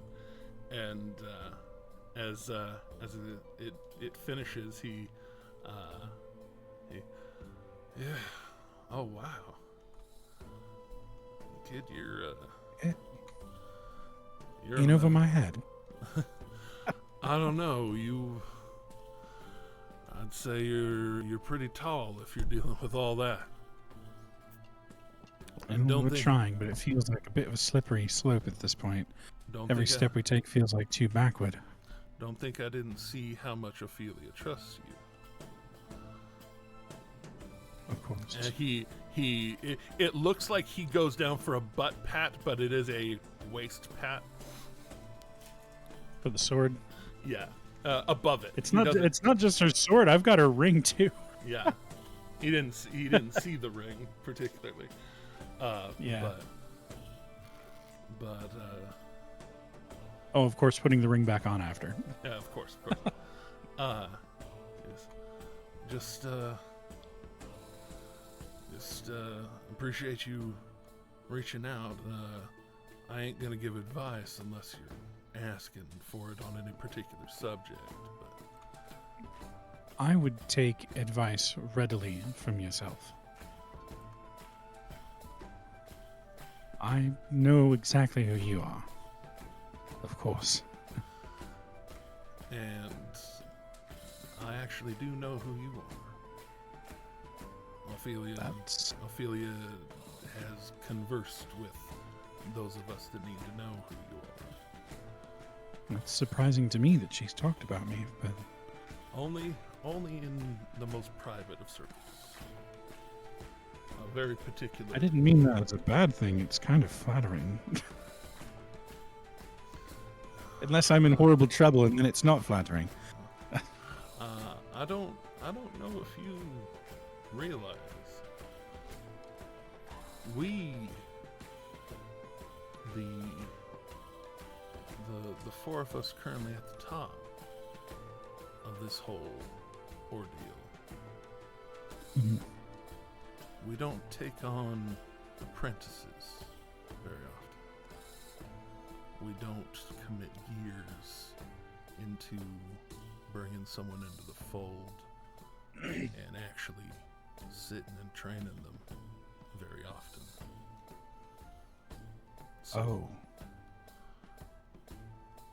So when Kaylee talks about you, it is only in the most favorable of circumstances. She is very proud of who you are. Well, I'll try to justify those feelings then. This business in the Feywild is certainly a more personal matter, but Sure, of course. But given the scope of where we'll be traveling and how far we'll be moving, I thought I should seek out if there's anything beneficial that I could be doing in the process. After all, like I said, it's been a moment since I've checked in on anything specific. I haven't had specific orders in a moment. Well, yeah, you did find yourself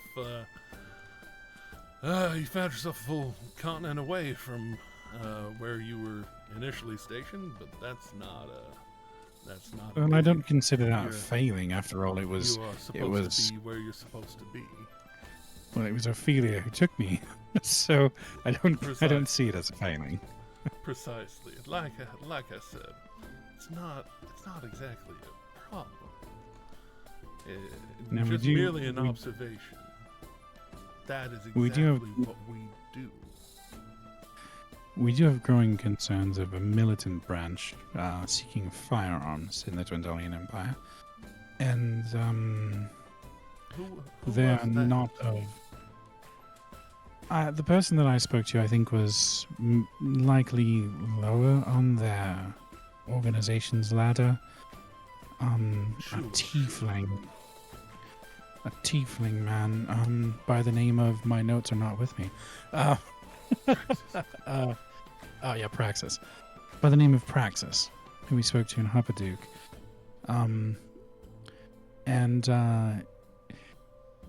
They were trying to reverse engineer the technology of Whitestone using fireworks as the basis. But they're definitely aware of firearms and starting to trying to move them.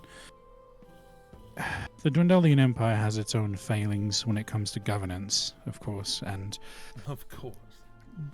believe me that I don't say this lightly, that whatever faction he's working with, I believe that's the, it starts with an M, the Myriad. Yes, the Myriad, thank you. The Myriad likely would be worse. So, the Myriad seeking firearms is concerning, and I've already alerted Percival to that, since we had an opportunity to speak with him. Percival DeRollo. Yes. Okay. Like I said, we've been on quite the adventure. Yes. I did not realize you were on first name basis with Lord DeRollo. Well, apparently our families knew each other, which was somewhat of a surprise to me. Yes, that is true. He likes to keep his name out of places where he doesn't want it to be. But he lends a helpful coin usually in the direction that we might need from time to time, especially in business that involves Westruun. Housing, safe places to be. Some of the old ways that they hid from the old oppression regime that came between his family and him. I mean, he had the opportunity to sit up there and be Lord of all of Westruun, and he just stepped back and gave it over to the people. He still sits on their council, but it's a council instead of just him. Right. I would say he definitely stepped himself into our good graces just by being him. He's a very particular person. I'll tell you, I know Ophelia, and I am not on a first name basis with him.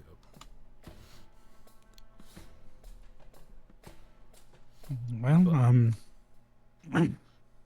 I admit that I don't necessarily know the history between the Derolo family and my family, but apparently it was as such that they were acquainted. I don't fully know either, to be honest.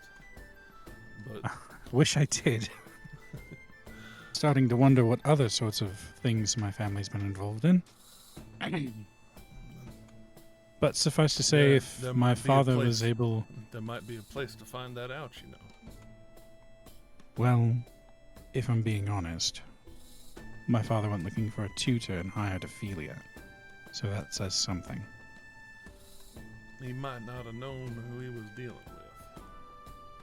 Or he might have, which is interesting to think about. Oh, that hadn't even crossed my mind. Well, I'm not certain if that's the case, but I suppose that I could ask him. That's fair. He's not unreachable, just in prison. Precisely. See, you understand. But, yeah, especially now that you've got perhaps ways of finding out true things.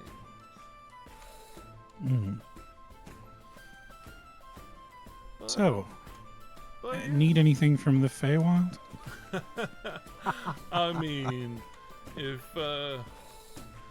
you can talk to some of the mushrooms there, get them to agree to get plucked or whatever. Well, I mean, it would usually be just talking to one mushroom. It's like a whole system. Anyways, fungus. If you can get some of the Feywild to produce some mushroom that you can take with you, my guy, there are few feelings in the world like the feeling of Fey mushrooms. I'm gonna tell you that. Or you can plant them and make a portal. That's not they are more of a recourse of the portal making process. I see. You don't make the portal makes them. I see. Though I don't know that anybody's ever tried that the other direction, so maybe. Well, I suppose I'll try to sweet talk some mushrooms for you. But more particularly, do you have anything that you want me to ask of the traveler, since we will be likely in direct company? You can be in direct company with the traveler. We have to. do. I believe you. Remember, the traveler is currently being held against his will, right? That's fair enough. Like I said, though, I'm not sure that I would want anything of my own to. I don't want to deal with the traveler. I appreciate that you are, and more power to you. And I hope it's not necessarily that I want to deal with the traveler. It's that I will be dealing with the traveler. And if by chance he ends up owing me a favor, is there some benefit that I could bring to us for it? Oh. just because it comes from a bad source doesn't mean we can't make something good of it. That is After the all, spirit, my boy. After all, it was that deck of cards that wiped out that entire cult of Boxel. Fair enough. So, And you know who owned that deck of cards? The Traveler. Fair enough. Well, like I said, I kind of trust your judgment on that sort of thing. You've been proven that your judgment can be trusted. What benefits you might be able to find? I mean, with a Fae, it's whatever you can squeeze out of them. It's right. Sometimes it's squeezing blood from a mushroom, as they might not say, but it might be. You might be able to do something with it. Right. I just wouldn't I wouldn't want to pollute your imagination with my own thoughts on the subject. I do have one potential favor. I say potential because it depends on some factors. And as you start into that, the hummingbird, Anastasia, Grand Duchess Anastasia, pops up and actually just flitters up into the air like it's looking around. Yeah. There's a man that I've met recently. Seems to have potentially a good head on his shoulders. He drew a card from the deck. He drew a very beneficial card from the deck, the Sun card, actually. Oh shit, really? And it has bestowed upon him a much greater understanding of the world and his place in it. And he may be very useful if he can be aimed in the right directions. And I want to try to make sure that he is aimed in the right directions. As far as level of trust goes, he's very appreciative of me and likes me very much for the gift that he's gained. But past that, I'm not sure exactly where his loyalties lie. If he could be persuaded to do helpful things, he could be quite the asset. Oh yes, always helpful. All right. And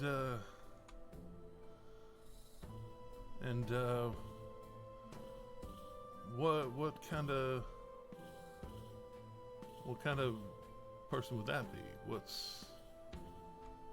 Well, at the time when I found him, he was a petty thief that wished to be a scholar. Huh. And I offered him the chance to change his life to draw, and he did, and it did. Everything that he wanted, he got. And there's very few miracles that will change a life towards the better than that. If you catch him now, while he's still in that mindset, I think he'd be open to working with us. And I think that his heart could be convinced to find the right place.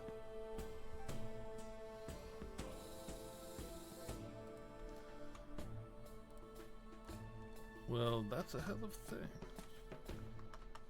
He goes by the name of... You're Yeah, answering. he goes by the name of... I know. He goes by the name of Sarah, and he's here in Westruun. In fact, he's nearby. He has a crew of people that he brought with him, people that he felt very obligated to take care of and bring with him into a better life. And so, if you can sway him, then you may also have access to the network that he'll build. And I assure you that he's capable. Nearly as capable as myself. So... the last we left him was at Gilly's. Sorry. Gilmore's. Sorry, I meant Gilmore's. Sorry, Gilmore's. Yeah, that's all right. That's all right. The last we left him was at Gilmore's. Right on, right on. Luca just got into the habit of calling him Gilly. So if you left him at Gilmore's, he might be approaching from Gilmore's? Yes. In some purple and he should be gold. meeting back up with me. He should be meeting back up with me tonight. And he nudges, and approaching from the direction of Gilmore's, you see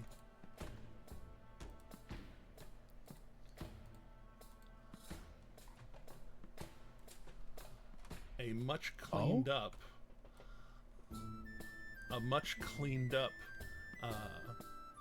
Sarah. Ooh. He had been a little scraggled and bedraggled before, but he looks like he's walking up in this kind of multicolored vest with gold trim and a nice suit on. His hair kind of like this, a mullet, but it's not bad. Never heard that sentence before. Yeah, short top, long back, but it's actually like actual straight hair. And a much nicer, like before it was this kind of like just little piece of debris that was fashioned into an earring kind of thing. Now it's an actual like golden ear stud. And that would be him coming there. I'm still listening, sorry. and he's like, well, if you think he'd be keen on the idea, I'll find myself right over yonder way.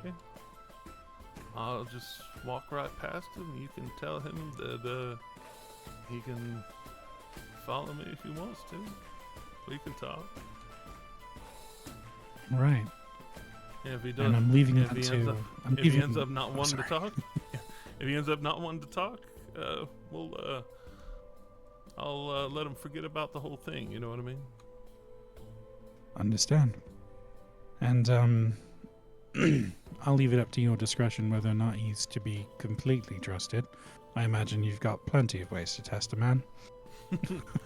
Most certainly. But this is one you won't have to train. That's not nothing. And, given the item he found himself in possession of, I think he comes well equipped. And he's obviously good at working with people in crowds since he runs a crew. I really do think that he could be very beneficial. So, here's hoping. Well, all right. And he, as he starts to peel away, it was nice to have actually met you. You as well, Ash. He extends a hand, and it's not dainty, but it is old. in his handshake, and he pardons himself and whistles, "Duchess," and she comes flying back down, nests, and he walks away. As he walks away, he kind of opens his hand, and a staff looks like it just extends out from in the middle of his hand, but it's not a collapsible staff. It just appears, and he just starts walking away with it. And Luca is going to make his way back. Well, I guess no. I'll catch up with Sarah quickly. But it is that time. It is yes. As was mentioned over my shoulder, right about 4 late o'clock. AF. So it is late AF. Y'all have things to do. I have things to do. Thanks for hanging out. As always, we will get into more shenanigans next week here on Dice Soup. As always, thanks for showing up.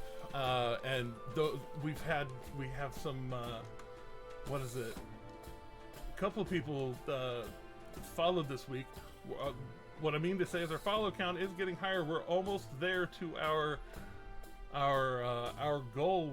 We're only 32 away from our goal of 200. Woo-hoo. So tell your friends, tell your enemies, tell my enemies, haters. Anyways, I do hate to say we missed our stretch goal, so the beard gets to stay. But, I love that for us. But hit up the Patreon if you can. Patreon.com/OnceUponAD20, or right here on Twitch if you have one of those free Twitch subscriptions. You know what you can do. I don't need to tell you. Just do it every month, please. It helps. But until next time, please remember, kindness is free, and to please keep going. don't forget to like, comment, subscribe, hit the bell for notifications, check out the TikTok, check out the Patreon, check out the YouTube, check out the Twitch, check out all the things.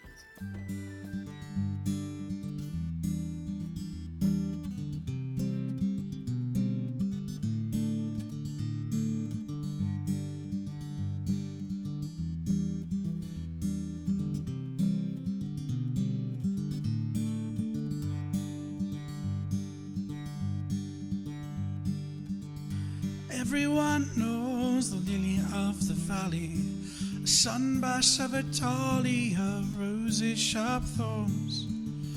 But the prettiest, sweetest of the flowers only grows on the farther shore.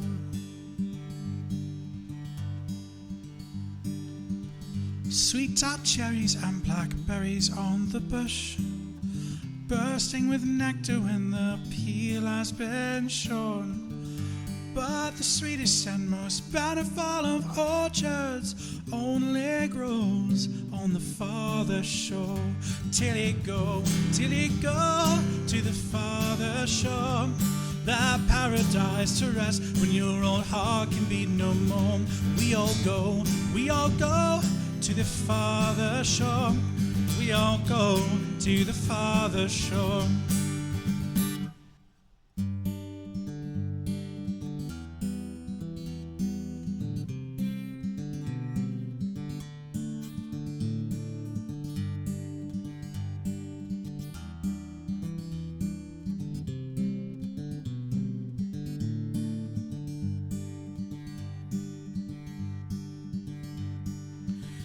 Wild temptations haunt this earthly coil.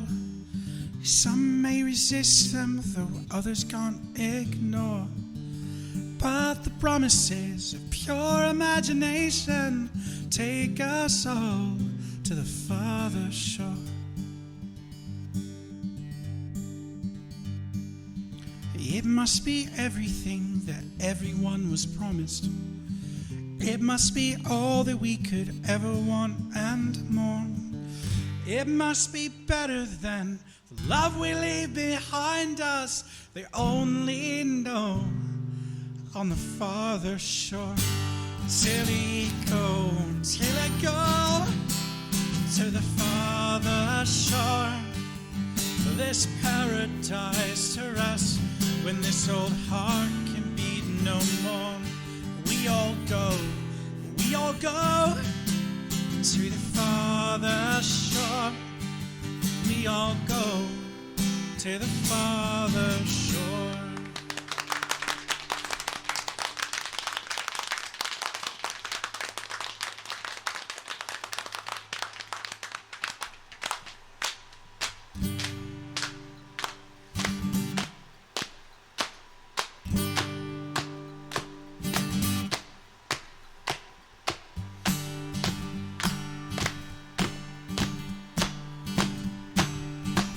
I want to hear everybody, come on. Till I go to the farther shore. Till I go, now, yeah. Rest when this old heart can be no more. Heart can be no more. We all go to the farther shore. Let me hear you now. To the farther shore. Show a grin, wake me dead. Till I go to the farther shore. Till I go, now, yeah. Rest when this old heart can be no more. We all go to the farther shore. Let me hear to the farther shore. Let me hear your voices, everyone. To the farther shore. Sing it, everyone. To the farther shore. Thank you very much, everyone. In memory of a friend.